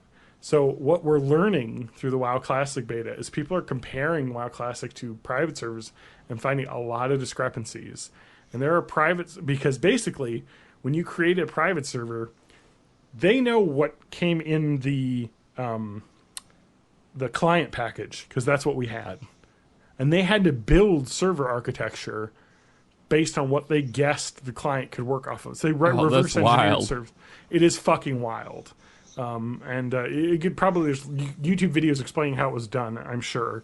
And it is very complicated. I think there's some weird acronyms for what the term was, the original like private server architecture thing that someone came up with that reverse engineered it. But the problem with it is that we only had data that was stored on the client. Everything else had to be made up based on what they guessed and remembered that Classic had, and what like some like Wowhead or not Wowhead didn't exist at the time, but like Thoughtbot existed back then. So these old databases with loot tables and things, what people remembered about certain bosses having. So everything got like retuned. So every monster, all the AI had to be manually coded in. So like it was all stuff that was not there that they had to guess. And so we're finding there are monsters that are missing abilities that they had in Classic. There are loot tables that don't exist in private that exist in Classic that are more accurate to the original. They're actually having to guess as well because I don't think all of it's there. One thing they found is that raid bosses in the private servers probably don't have the same stats. So they're probably a little easier in the private servers because I think the resistances like shadow, frost, fire resistances of the bosses and nature resistances were all a little bit different in private servers than they probably were in Classic. So it's actually kind of interesting that like yes, you can play on these private servers, but they're not going to be the closest to Classic that you can get vanilla. So it's kind of really interesting that how much and it gave me a better appreciation of how much work went into making these private servers. Yeah, it's not just as simple as, oh, we'll just fucking put it up. And I suppose at the time, nobody's saying, like, hey, before we release this patch, we have to, like, create an archive of WoW in its current state for future people. I think some of that exists. And I think there are some original Classic WoW developers still there. So I think there is some... I don't know. I think they'll probably go way into it, like, explaining it and stuff. And it's really fascinating, the work that they're doing. Which is why I'm so jazzed for WoW Classic. Like, it... Like the private servers exist, but they're like maybe the store brand Coca-Cola. Yeah. And I want the classic Coca-Cola brand Coca-Cola. You know what I mean? I want the original shit. It's like a fan film versus a sequel. I don't know about that. It's a little better than that, but I mean, it's like maybe a sci-fi it's like movie a fan versus film versus a prequel. Yeah, sure. Whatever. But it's kind of fascinating how different that they are. But I'm just excited because I'm just gotten way into learning about the game and remembering kind of all the past and I'm desperately sad that I can't find screenshots. I had tons of screenshots back in the day. I don't even remember the name of the guild I was in. I remember the first raiding guild I was in, Dark Souls Legion, but we beat the first couple bosses in Molten Core, and then our guild kind of fell apart. We merged with another guild, and I don't remember the name of that guild, which really saddens me because I spent a lot of time raiding, and beat fucking Ragnaros and Ixia, all these classic raid bosses with this group. I don't remember the name, so I'm asking my friend if you. I never even got to the point of raiding, like. I was always just perpetually on alts trying to level up, and I never really did the end game content. Here's the thing that was great about Classic WoW is that the leveling was fun, even without the rating. Because right now in the game, leveling is a breeze. And there's so many tools to make it easier and quicker. Back in the day, leveling was fucking dangerous. And it felt epic. Because you're like, man, I've got to kill this Murloc, and fuck, if that second Murloc starts running over here, I'm fucking dead, and that would happen, Whereas now, I think that every class kind of has their own crowd control pretty early on, and, lots of stuff to make it a little bit easier. Am I remembering this right? Was there an EXP cost to dying? No. So this is one of the things that made WoW so addictive. Oh yeah, I think I remember this. Can I take this over? Sure. Durability cost, but no physical cost, and then you get more durability loss if you decide to not get your body back. Like you don't actually go find your body. Well, that's like durability of I don't your remember how that weapons works. and your armor and stuff. Okay. 10% durability loss on death.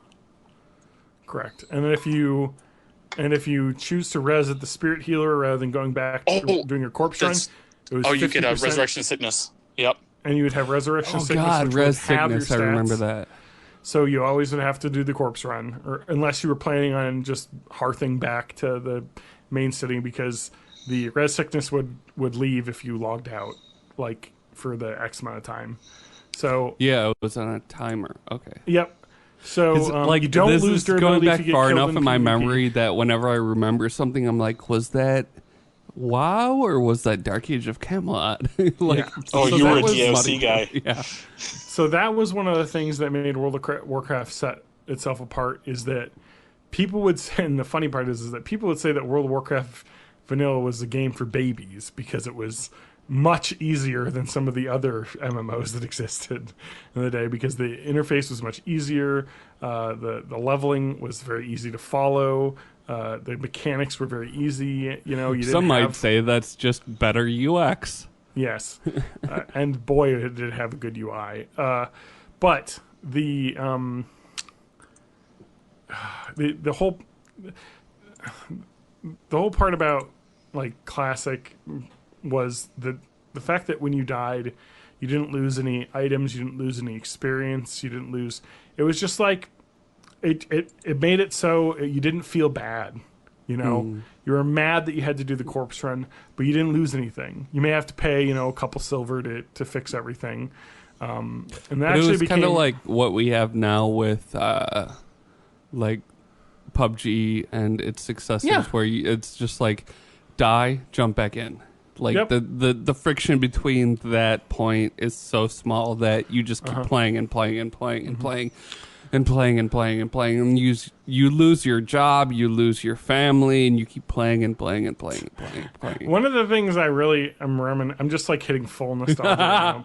Playing like We're old. This is what we do now. We I know. started the podcast complaining about aches and pains and poop, Yeah. and now we're talking about how things used to be was just so pre-show. great. The World of Warcraft I remember was playing in Molten Core, which was in Blackrock Spire, the mountain at the very bottom. You may not remember this, but attunement and keys were a thing. So you had to go through BRD and do the attunement quest, which was like you had to get a shard of the Molten Core and get that so you could go in. That was a cool thing everyone had to do, which was really cool. Was Molten Core the one that was beneath Orgrimmar? No. That was Ragefire Chasm. Oh yeah, that's Which the was only one I very did. fire I did themed that as one. well, but not the same. And the Molten Core was dying and a boss of Molten Core, being in like the chat and listening in Ventrilo or TeamSpeak, everyone Fucking bitching and being vent. mad, and but just the fond memories of wiping, and then everyone having to run back to the instance, and just everyone rezzing at the thing, and then all of us just running across the ghost version of that zone, and then hopping down and jumping into Molten Core, and then everyone's starting back at the front, hoping that the crash mobs hadn't respawned, so we could just run right back. Yeah, You really took a switch in my brain when you brought up Vent and TeamSpeak. and now that will be Discord now. And other it'll thing- actually work this time. One thing that I actually think I'm not a full hashtag no changes guy, I don't know if it would be possible for them to do this, but I feel like them moving to 20-man raids, well, it killed me raiding, because when they went to Burning Crusade and they did 20-man raids, our raiding guild split into 2 raid groups, and it became much harder to get a spot in raids because it was 20-man. And then the second group wouldn't always have a full group. It was like the JV team, basically. And it just kind of lost my will to raid. I think Drew did a lot more than I did. I think I just got busier with other stuff at some point. I got like a girlfriend. I mean, he did that too, but, I was in theater and stuff, and I just kind of had less time to play in like 2008, so. But 40-man raids is fucking tough. Getting 40 people together doing the same thing without fucking up is hard. And in Molten Core, because you need voice chat to not fuck up. So it has to be 40 people that you actually know. Yeah, so that's one thing I think is going to be very different in WoW Classic. I think the raiding is going to be tough, but it will be a lot easier than it was, because we all know how to play video games. We all sucked back then. You know what I mean? Like, I understand the game and the mechanics now. But, like, back then, it was just... And like, now the average age of the player of WoW Classic is going to be, like, 37. So I think it will be... It's going to be still difficult, because getting 40 people together is a challenge. So it's hard. Because, like, when you're talking about raiding, you're talking about, like, you need every week, like, one night a week, everyone gets together, and we raid. Or 2 nights a week if you're doing multiple raid instances, and getting the same 40 people together, or at least like 80%, because then you'll go week to week, have people drop. Because I was an officer in the raiding guild, and this is the problems we would have, is you would have people that learned or got geared last week not able to make it this week, being filled in with people who would have to learn the fights, because they didn't know and they weren't as well geared, and then we'd not get as far as we got last week, and people get frustrated. So it was really difficult getting a group of 40 people that would stick to it, and come every week. And we had a loot council that based their loot. People would ask for loot at the boss, and the loot decisions would be made based on attendance. Like, okay, you've been in like 3 raids and you haven't gotten a piece, so the first one you want you'll get, or if people were pretty close, we would have them roll for it, but it was kind of one of those things that was just.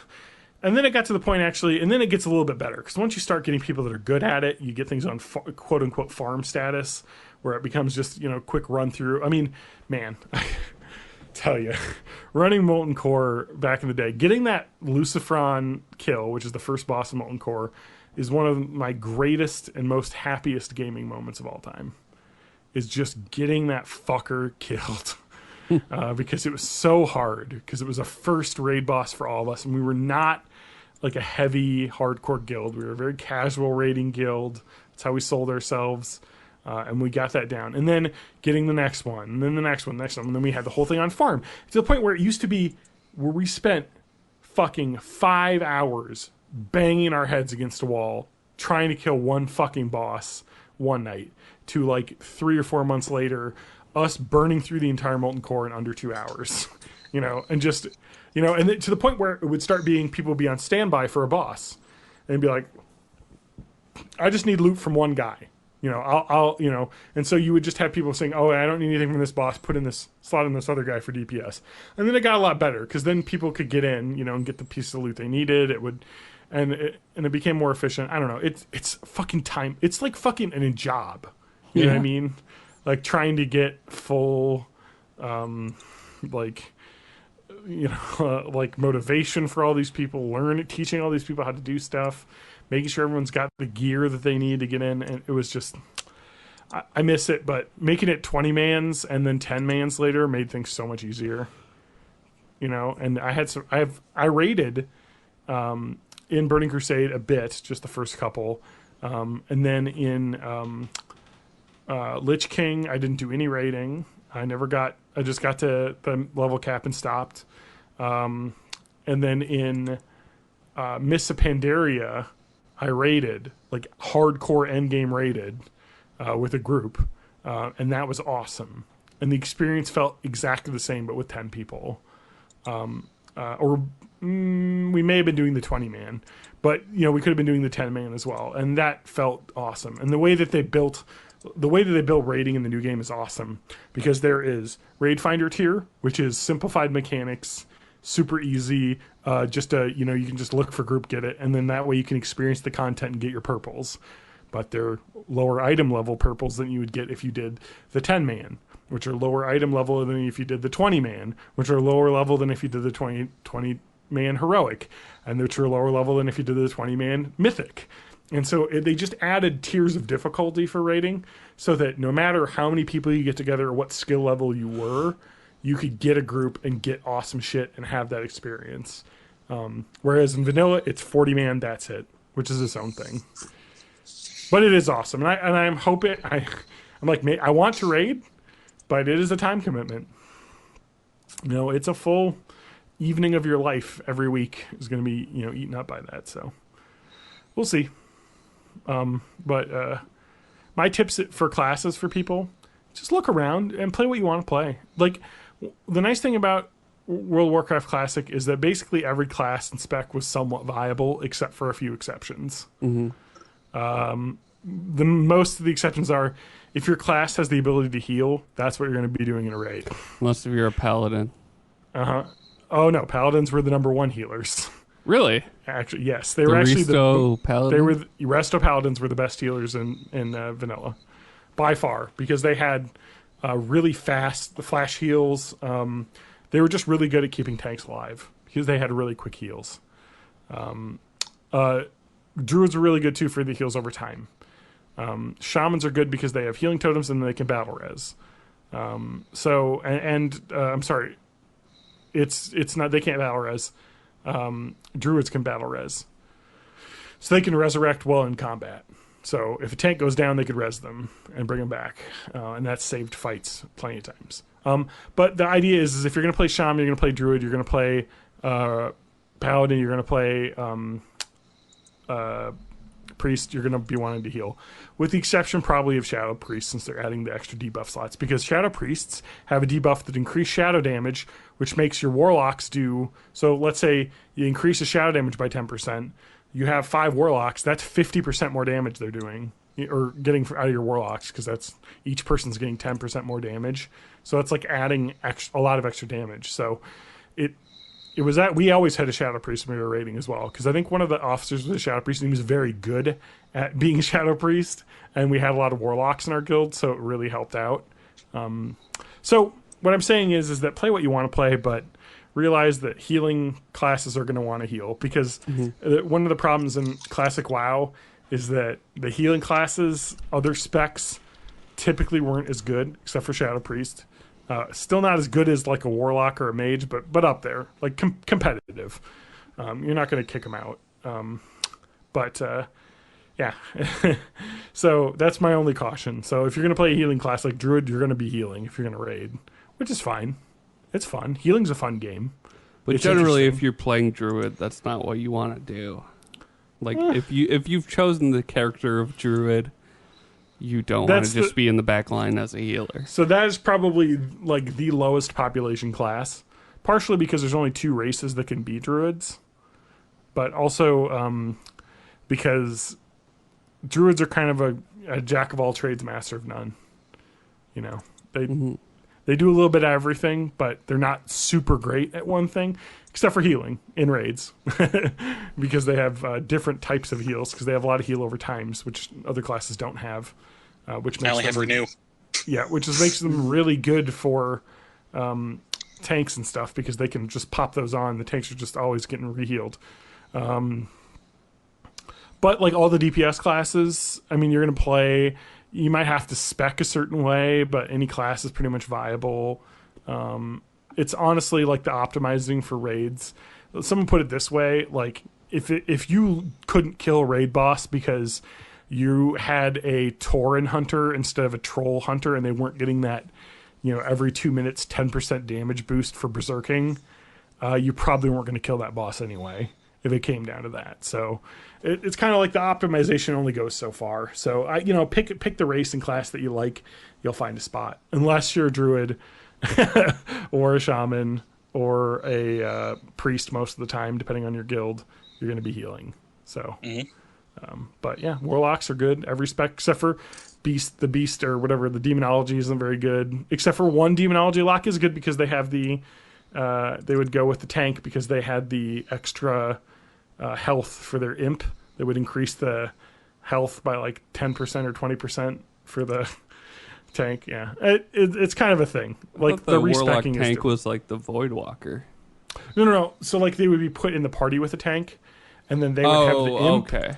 Because and the imp has a buff on it. Has a buff that increases your stamina by like X amount. And so you would put them, and it would go for the whole party that they're in. And so you'd put one warlock in the main tank party, and he would be giving the tank extra health, basically. There's lots of it's complex, but like my thought is that like you do some research, but pretty much it's not like people think of it like, oh, if you picked a class, you're not going to be able to raid, or you're going to be like shoehorned into a thing. For most of the DPS classes, do whatever the fuck you want. Warriors the same way. The only problem is that the only tanks are going to be warriors, because paladins couldn't really tank because they don't have. This is I've been in on it this week, man. I'm just fucking. Well, we're at 2 hours. So okay, so this is the end. Don't go deep. This is the end. So the other thing that is different in World of Warcraft Classic and Vanilla is that there is only one viable raiding tank spec, except for druid tanks could work as off tanks for a different reason, because they can. I forget why. But druid off tanks were somewhat more common than not. But tanks were always going to be warriors, because threat generation was very difficult in vanilla. So that's a thing that you don't see anymore in World of Warcraft, like dealing with threat, which is basically, just to break it down for people. So you have a big fucking monster that you're all attacking, and that you want that monster to only be focusing on the tank. So, which is the main attacking warrior. So it's just damaging the tank. It does some AoE stuff, because that's what they do. Or they'll move and do a cleave in a direction. So everyone's got to move the raid in one direction. You dance around. It's the whole thing. But they want to focus mainly on a tank. And then some will have abilities where they'll have stacking debuffs, where you'll have to switch between two tanks. And that's a thing that you would have to work on in practice. But mostly, you'd have to have a tank. And the way that they were able to keep the boss's attention was a thing called threat. And warriors are the only class, with the exception of pets, and I think the druids minimally, and shamans actually have an attack that increases their threat. But shamans don't tank. They originally meant to be like when they built the game, they were thinking shamans could be a tanking class, but then they kind of scrapped it, but they left some spells in that generate threat. But they only wear mail, so they get fucking annihilated. They don't wear plate armor. So anyway, warriors are like the only viable tanking, because they have threat generation. They have Sunder Armor, which generates threat. They have the Demoralizing Shout, which it's one of the shouts generates threat. So you would actually, a big part of raiding would be, you would have a threat table that was an add-on that you would need that would tell you where your threat level is based on the damage you've done to the boss.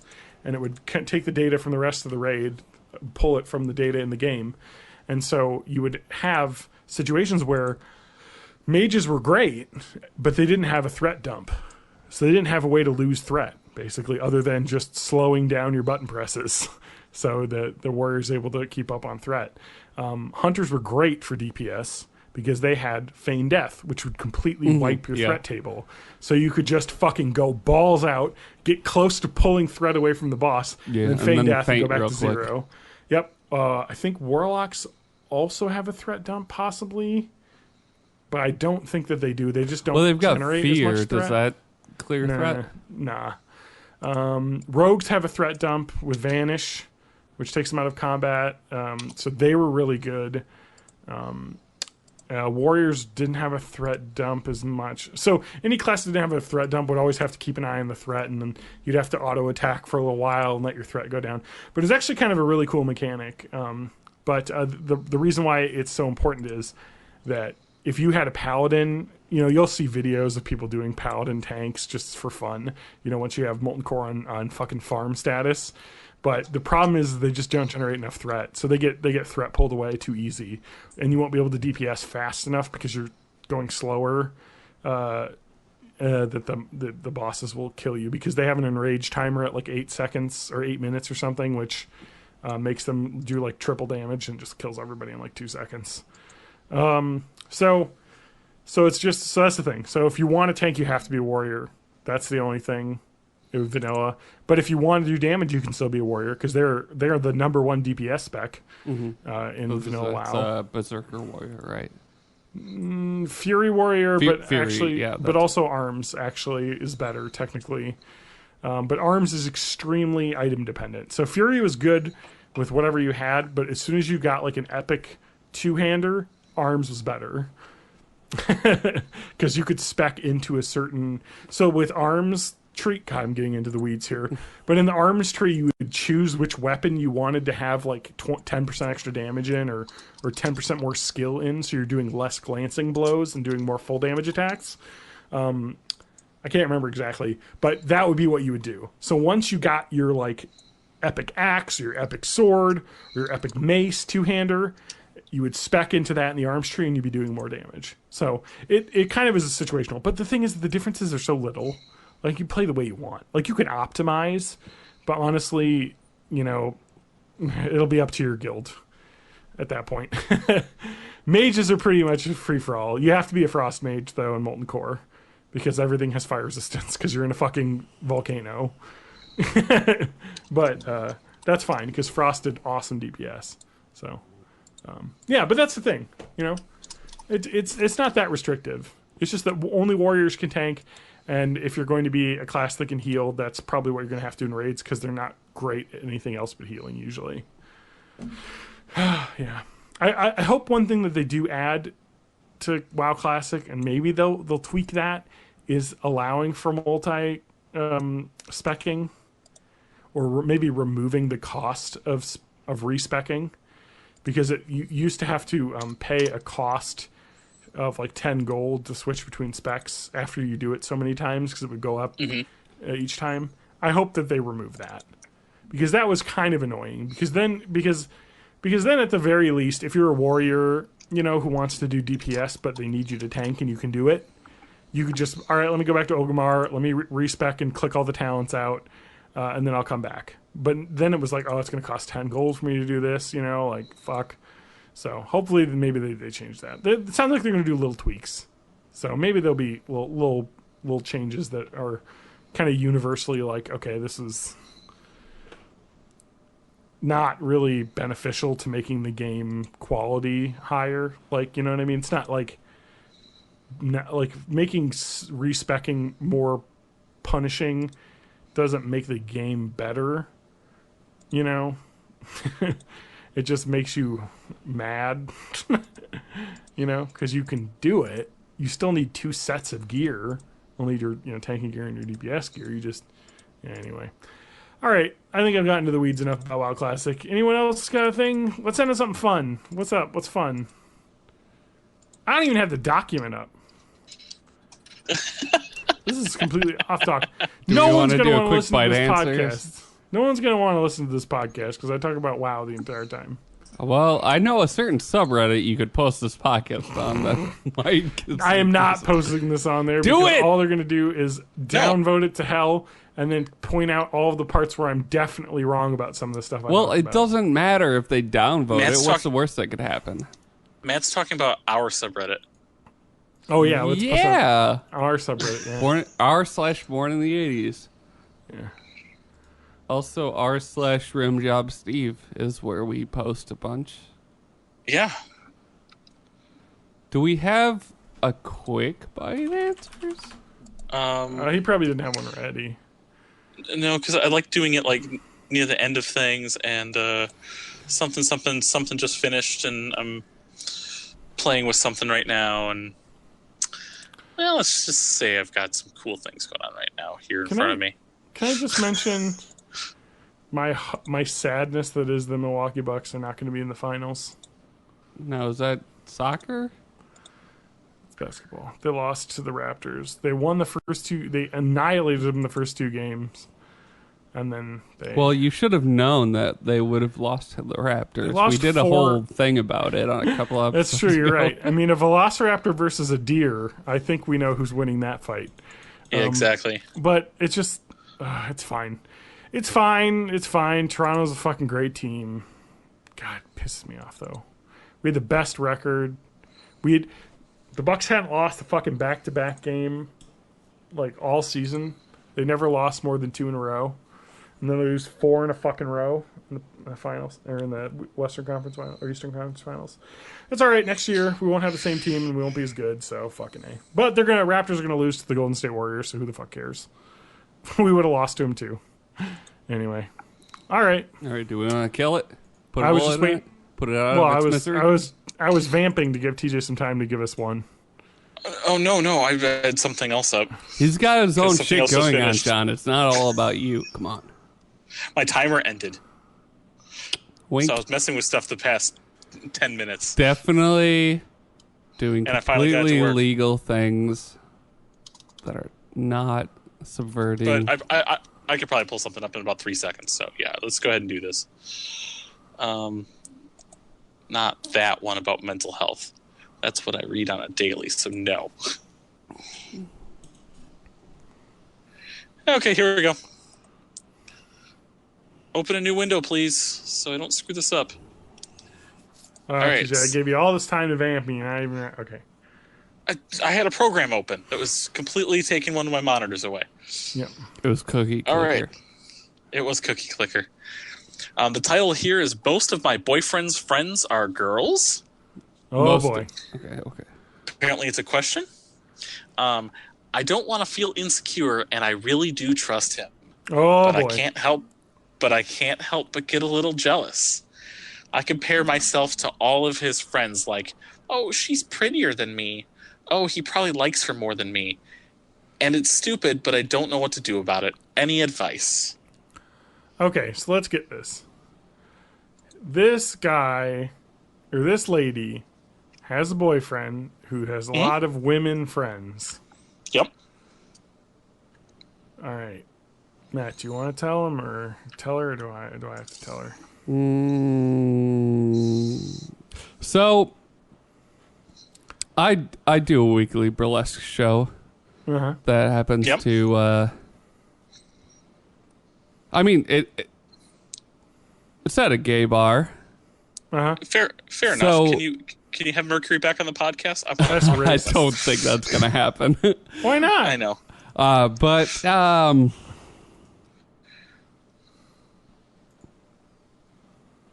man, he's probably a real good bachelor, huh?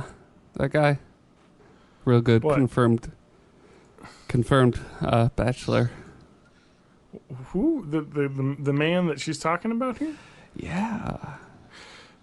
All right. Since Matt's not going to come out and say it, I'm going to say it that,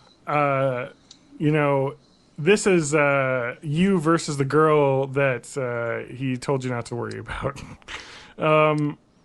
I'm just saying, knowing straight guys as I was a straight guy, like, once I had a girlfriend, I kind of stopped hanging out with other girls as much. I still had a lot of friends that were girls, but didn't hang out with them as much, I guess. You know? I'm not saying that he definitely is going to cheat on you, but That is not what I thought you were setting me up for. I think that I would be more worried. Just being honest and realistic, unless you're fucking married, you know? Depending on your age group as well, because if we're talking about someone who's like in high school, yeah, I'd worry. You're talking about somebody who's like 35, okay, maybe. You know. But what if what did all you of think I his was gonna friends say? are late 40s? Okay, so this is a high school boy who hangs out with 40-year-old moms. Yep. And we're using... She's using the term girls. I'm really imagining that her age range is between I'm assuming 15 and 25. Yes. This is definitely someone in high school or college. So I'm going to say, watch your back. I'm just saying, like, how long have they been dating? Like, is this like we've been going together for 4 years? I'd be like, okay. Yeah. But it's like, hey, we've been dating for a couple months, and he's still hanging out with all these other girls. I'm not saying you have to worry, because it's really up to the guy to not cheat on you, and he probably won't. I think she's going to have to best all of them in combat. Yes. So he has 8 exes. Oh, or how many? Was it 13? What was the number? 5,000. 7 evil exes? There's 7 evil exes that she's going to have to defeat in combat. And then he is going to pick... No, he picked her at the end. But, people wanted him to be with Knives. But yeah, Knives really got, screwed over in that whole thing. She didn't, though.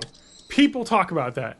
She didn't get screwed over because what she learned was she was too fucking good for Scott Pilgrim. Yeah, Scott Pilgrim is a shitty boyfriend. And that's kind of the whole point of the series. Yeah. Is that he's kind of a shitty boyfriend, and he learns that in the end. He defeats himself and is like, I can be better. And then he's like, I'm going to be with Ramona because obviously we're in love, and I fucking fought all these people. And now I'm going to be a better boyfriend. And Knives is like, you know what? I've grown up a little bit too, and I'm going to be with someone else because I'm awesome. The original ending with Knives as the pick is the wrong pick. Even though she is the better girl, it would be bad for her to be with him. Mm-hmm. Yep. Well, that's the reason why Mike O'Malley didn't do it. I mean, it was he said he wanted that. If you read the comics, it's not that, but that was what he was going to do. He chose to go with Ramona in the end because it makes more sense. He dumped her because, well, he's dating a fucking 22-year-old dating a 17-year-old. It didn't work. They're a little bit too different. She was just enamored with him, and then that's what she learned, is that she was kind of in love with him, and he didn't love her back, and that's just how it goes. Like it's a shitty way that relationships are. So you got all this in there, right? Mm-hmm. Yeah, of course. All the Scott Pilgrim stuff and all the Scott Pilgrim references. So John, what I thought you were setting me up for was this guy has a ton of female friends. He must be gay. Oh, also a possibility, but I wasn't going to go there because that's racist. I don't think that's what race means. I don't know. I'm reading the end of Scott. God, these are so good. I need to read the graphic novels again. Mm-hmm. I don't know how to read. No, Knives. I think there's lots of pictures. Ends up with young Neil, I think, who's much more her age group. Which makes sense in the perspective of the comics, but she was just using him in the movie. Oh, to get back. Yeah, I think that's kind of the way the comics were at the start, but then she's kind of like, oh. I mean, I know Steven Stills ends up gay, but that's a whole different thing. Well, if I remember correctly, I think Knives actually moves away for college, and actually probably with them. Well, no, because they. I'm like reading it as we go. When Ramona disappears at the end of book 5, Scott is in a funk. He's like playing Monster Hunter Portable on the PSP forever, and everyone's like, "You need to just get over this and just hook up with someone." And then that's the only thing that's in his mind, and he even offers it to Knives. And Knives like, "I don't want to do the hooking up." It's like, "You just want to make out for a while? Cool." And then they don't like it, and they just decide, that was weird. Let's not do it anymore. Yeah. That was where it was at the end of book 6, or at the beginning of book 6. No, you're right. At the end, she's kind of like, "Hey, I'm gonna miss you, Scott. Let's be friends." Yeah, you know what I mean? It's just this just doesn't work. It's a high school relationship. You know, like it's kind of like people are like, "Oh, he's such a shitty boyfriend." It's like, yeah, but like, dude, he's fucking 20. Like. He's 22. He's end of college age, and she's like 17. Yeah, it's just kind of like, he dated her because he was bored and she was cute. And they both like video games. It was a convenience thing. He could feel... It was almost a power move without it being... Yeah, anyway. It's also possible that Michael Cera's character was in a state of arrested development. I still, to this day, think that Jesse Eisenberg could have played the more cocky Scott Pilgrim better. Mm-hmm. I think it would have been a better Michael Cera movie. just does his Michael Cera thing all the time. Yeah. I think Jesse Eisenberg is more versatile as an actor. I just want to mention, I opened this again. You know, people, like, these books are fucking amazing. Yes, the art is so good in these. Like, anyway, yeah. Brian O'Malley's art is amazing. And the comics, and if you really like the movie, these are fucking amazing. Because it's just like, it's like the exact plot of the movie with some small changes, but just a lot more, like, time. Like, doesn't Scott have basically a samurai battle with Knives' dad in book 3? That's racist. And also the fight between Knives and Ramona happens in a mall. Yeah. But like the art in these is just so fucking good. Oh yeah, I'm gonna read these again now that I'm talking about them. So TJ, can you sum up our answer to this question? Yes, absolutely. Tell her to read Scott Pilgrim. Yes, 100%. Mm-hmm.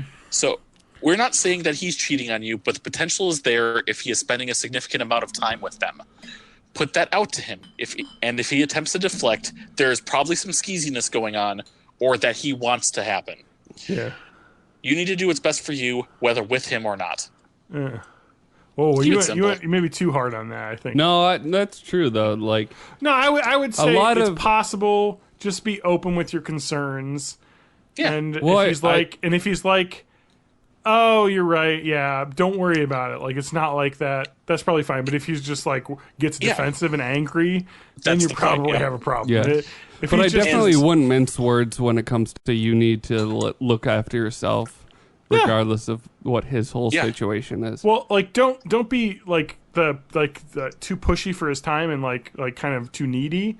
But also, you just kind of have to be like, I just need to be reassured. You know what I mean? Just exactly. You know, you need to know that I have this fear of you, and you need to prove to me why it's not a fear. That's it. Yeah. If he attempts to deflect, there's definitely some desire there, or something is happening. He's not going to deflect if he is secretly gay and he's using her as a beard, though. I don't think so. He'll just come after her at that point.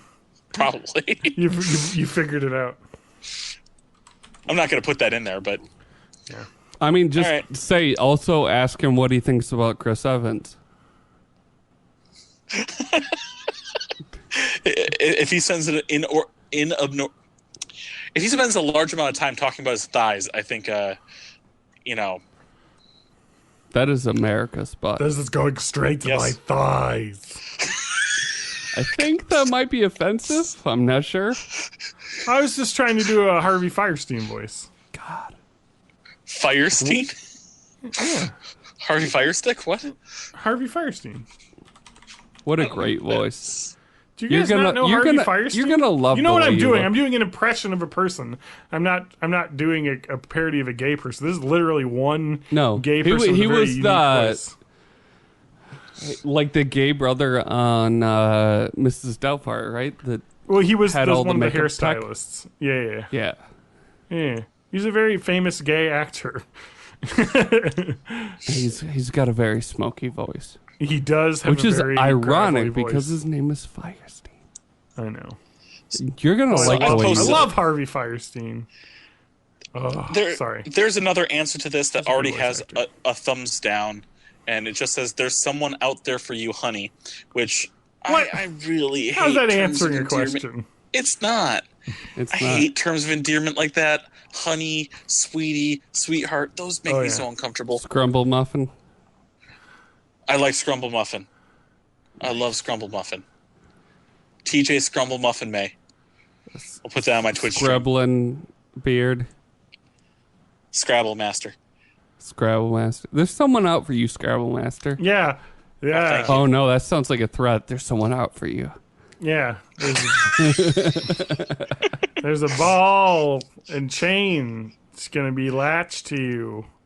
There's a bounty on your head, Scrabble My Master. wife's a real nag. My wife, the old ball and chain, she's actually a chomp chomp. She's actually Chompette. Chompette. All right, let's look up Chompette again. Rule 34. Oh, yep. I'm not looking up Rule 34 Chompette. Just give me some safe Well, word that'll Chompette. happen after the podcast is done. So Chompette's either terrifying or hot. What's the difference, really? That's true. They're kind of Dominatrix. both the same thing. Yep. Well, sometimes she looks a little bit too much like a weird monster with spike teeth.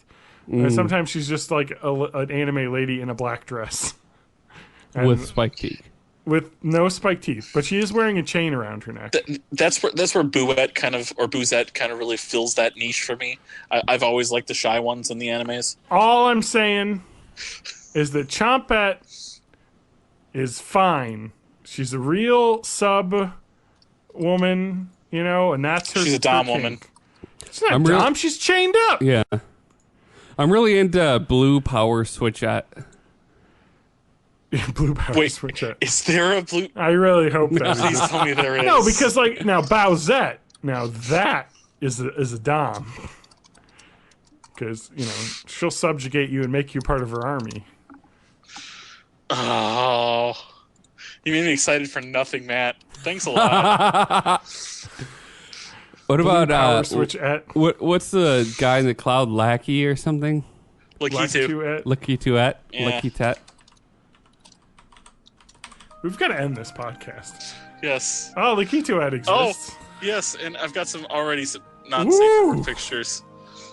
Some hot Lakituettes here. I like Hope my kids are sleeping. This one's blurred. So let me open that one. Not on Bing. Not on Bing. That's not even. There's no sex in that. Why is that? What was that image blurred? I guess that depends on your definition of sex. I mean, it was just a lady in an outfit. No nudity.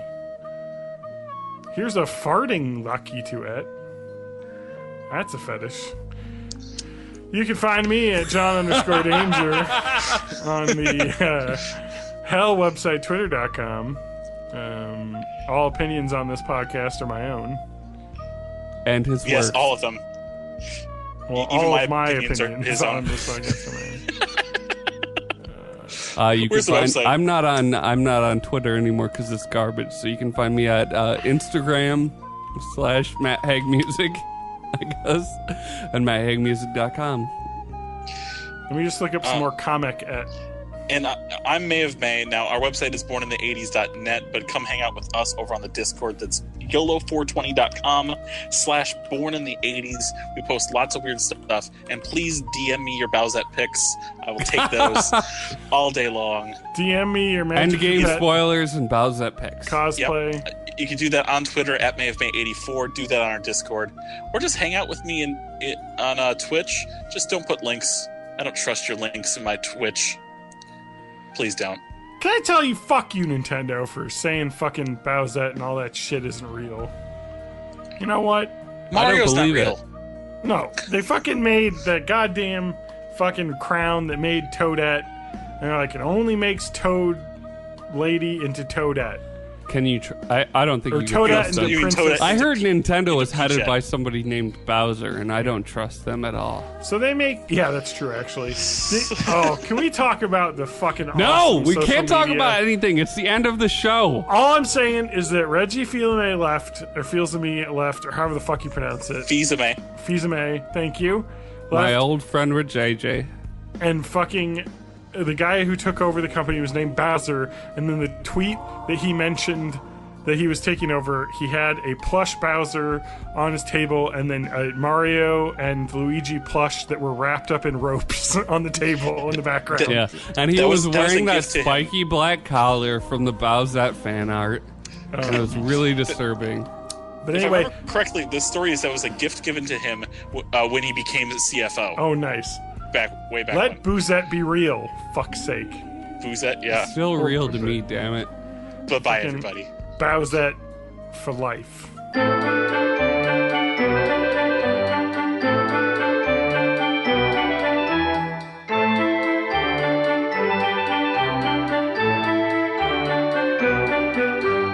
So professional looking. you know, it looks like a fucking video game, like for real. And well, I assume if they were taking any money, it would, like, the hammer would come down. yeah, I'm sure that they probably don't want to.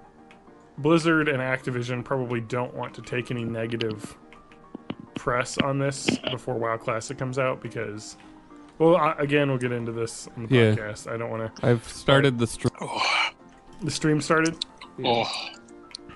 Let me give you your controls. Okay. I see the stream. Okay, I'm here. All right. Let me. So this thing that TJ's drinking, it's Arnold Palmer. I can't say that word. Arnold Palmer. It's actually really It's difficult. tea and lemonade, but then Yeah. it's a boozy version, so it's like 3 drinks in one.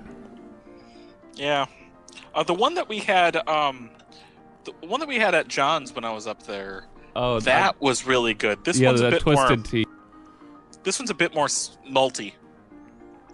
I got a Lift Bridge Brewing Company's Juice Z NE IPA, which either stands for Northeast IPA or New England IPA, depending on who you ask.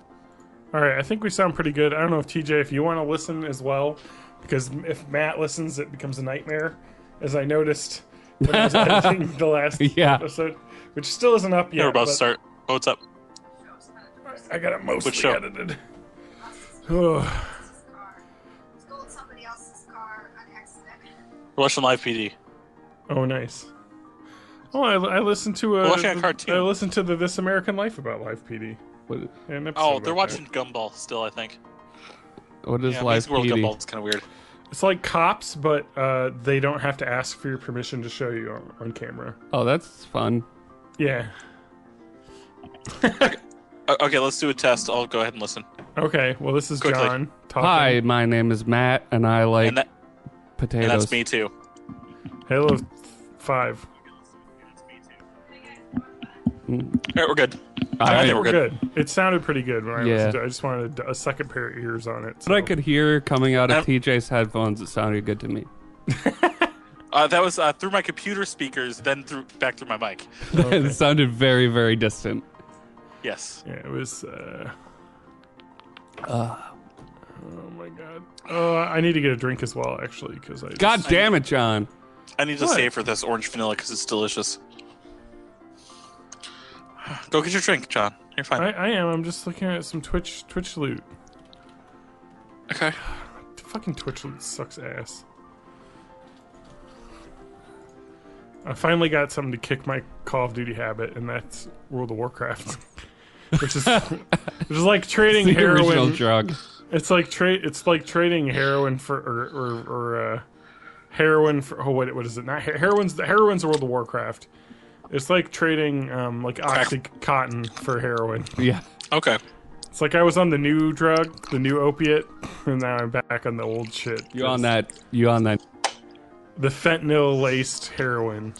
I'm about to OD. No, fentanyl is like some mobile game or something.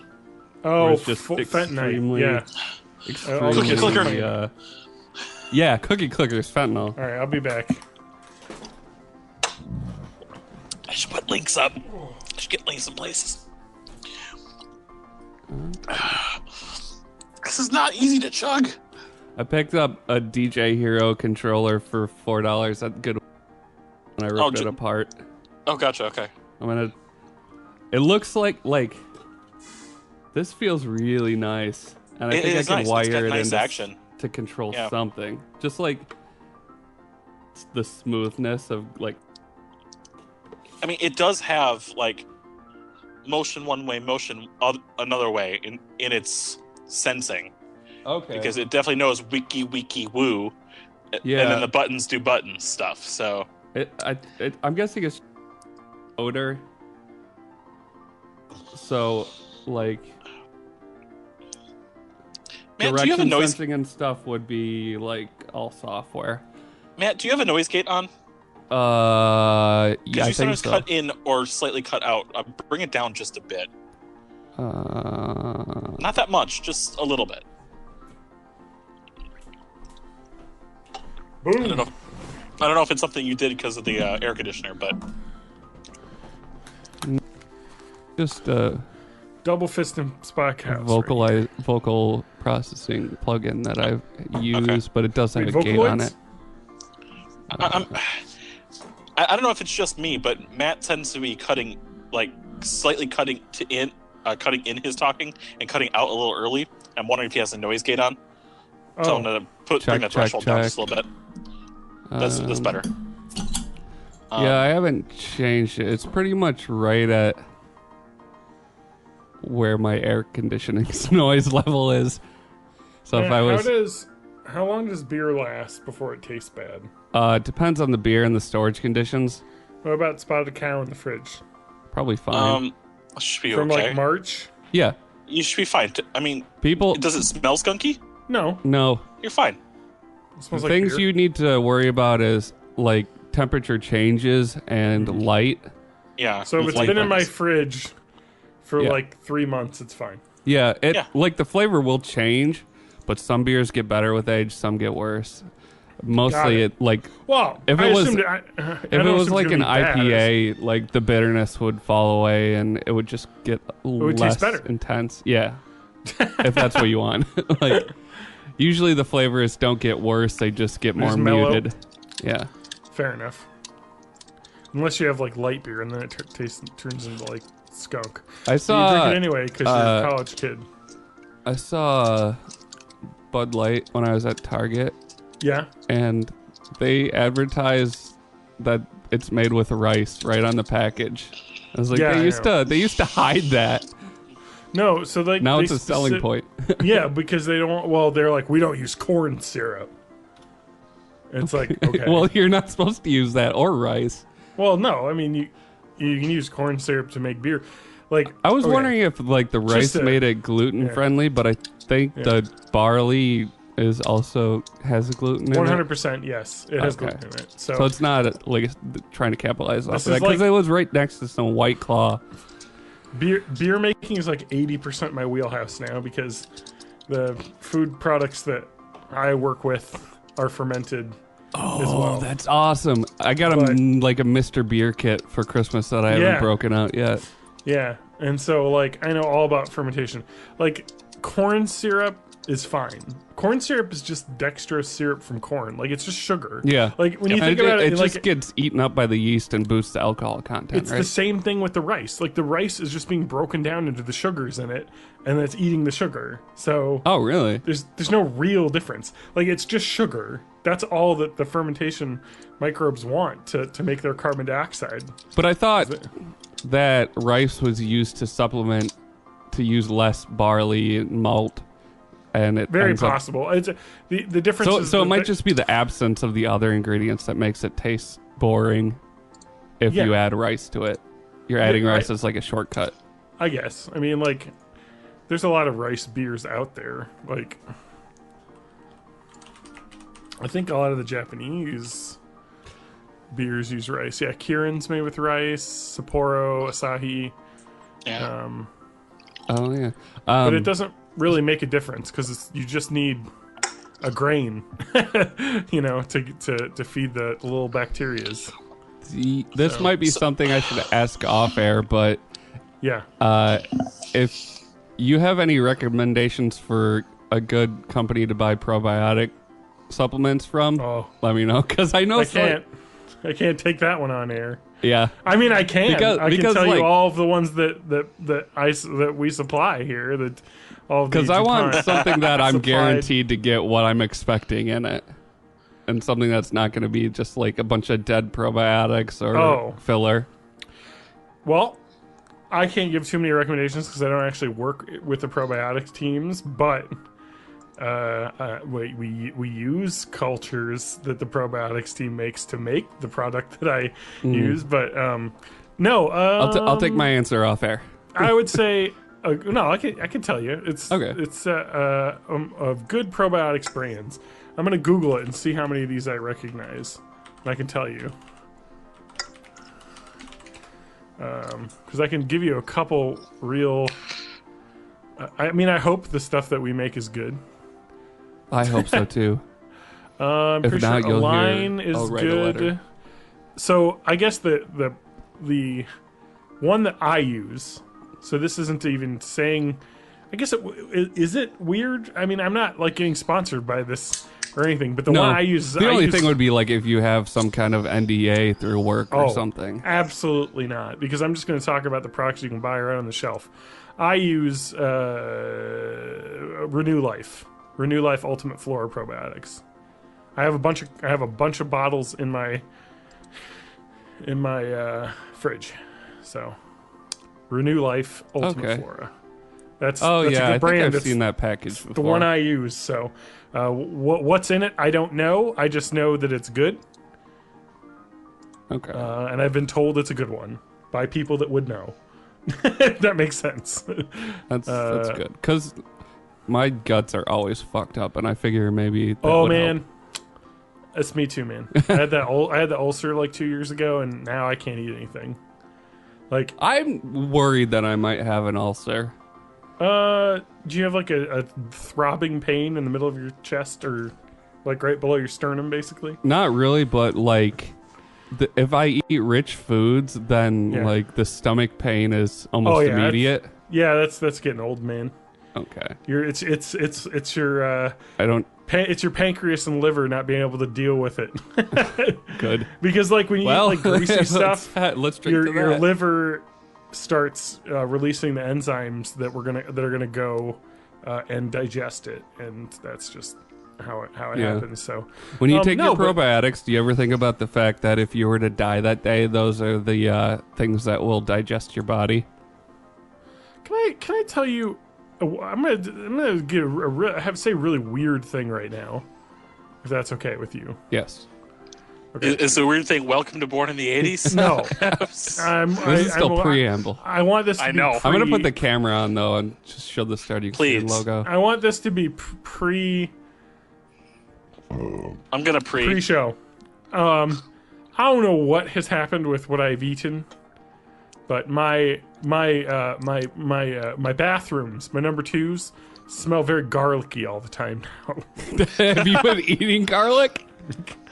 I mean, no more than usual. Maybe you just lost the ability to digest garlic, so it comes out fully just comes garlic. Out full fresh. Yeah. It's just a weird thing. And it's just a thing, like, obviously my gut flora have changed a little bit, and so now it's like, that's a weird thing. About 4 months ago, I was taking a dump at work. Oh, God. So this is pretty show. Is that the last time you Yeah, dumped? it's fine. Yes.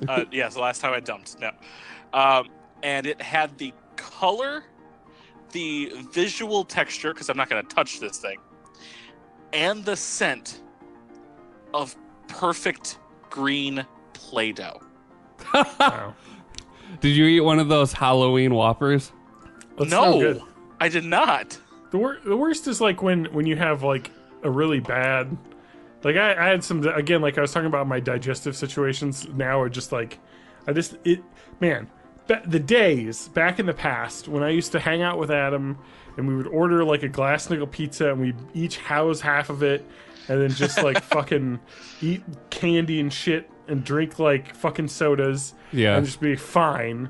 Now if I were to do that, my stomach hurts when I eat stuff like that and it sucks. And now especially I take because all that stuff's delicious.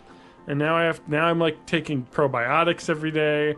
I'm taking a Metamucil every day. You know, I'm just I've been on the Metamucil train off and on.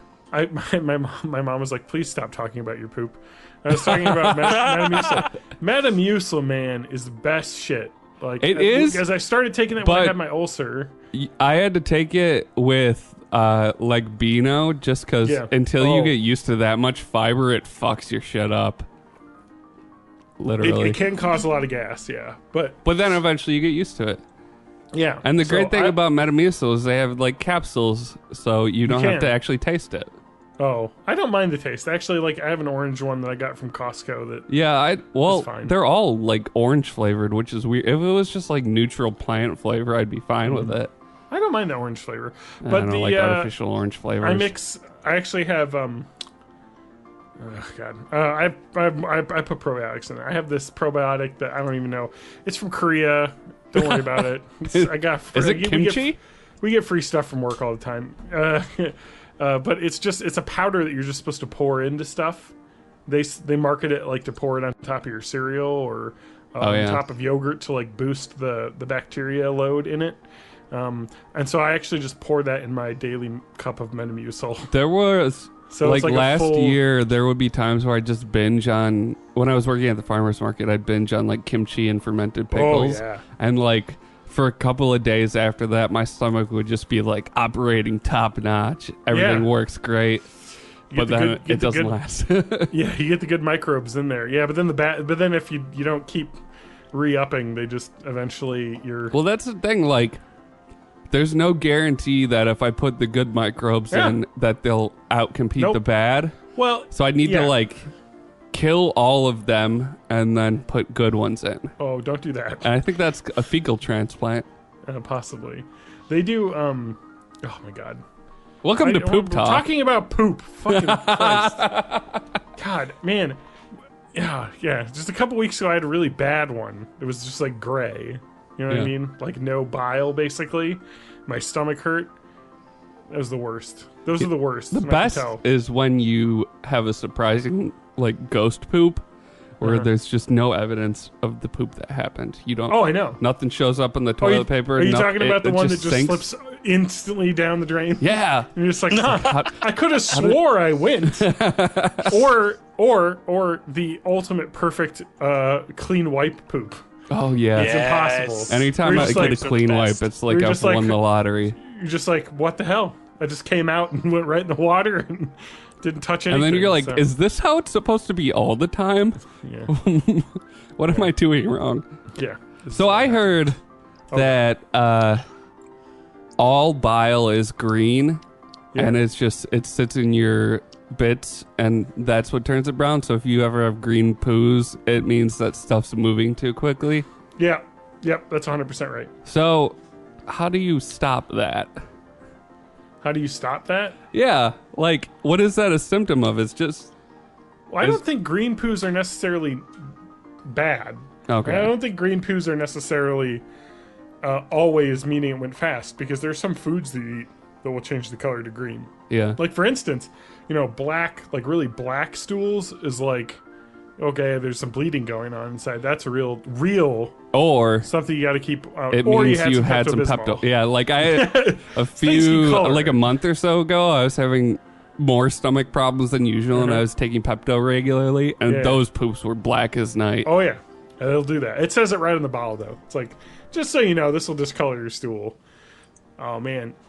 And then the worst is if I ever have beets, and then like I'll pee out red, and I'll think I'm dying for half a second. Oh my god. So I had a UTI back in college, and it wasn't. They didn't like culture it as a UTI, but I had pain, so they just gave me some tablets. They turned my pee like, what is it? Like the icy orange color orange, and they're like, it'll discolor it, and it would stain like very easily anything. So you gotta be careful. Like, that's the kind of thing that killed Grumpy Cat. Is it? I think so. Oh, UTI. I think so. Yeah, unfortunately, I don't think mine was actually. It was probably just a minor bladder infection. It was something they gave me, because I was like basically peeing like every hour. I just feel like I had to pee all the time. Yeah. Were you worried that you had diabetes? Yeah, at age like 22, I was like, man, I got diabetes type 2. No. Well, that's like doctor, my cousin had the kind of diabetes you get when you're a kid, and that's how they figured it out. She was on vacation, and she couldn't reach the sink, so she kept asking her parents for water. And her mom's a nurse, so she was like, this seems wrong. No, I mean, they check your blood sugar, and they're like, that looks pretty normal. So, like, you probably have some sort of weird... Oh, man, Madison. Your blood's normal. It is black, but... Yeah. Man, this was a thing... When I took a college course in... not Nat and Phys, I forget what it was. It was a medical course. They're talking about... The guy was a doctor. It was an honors class that was... like prenatal. It was like it was human development biology is what it was called, and I took it. Let's start the podcast.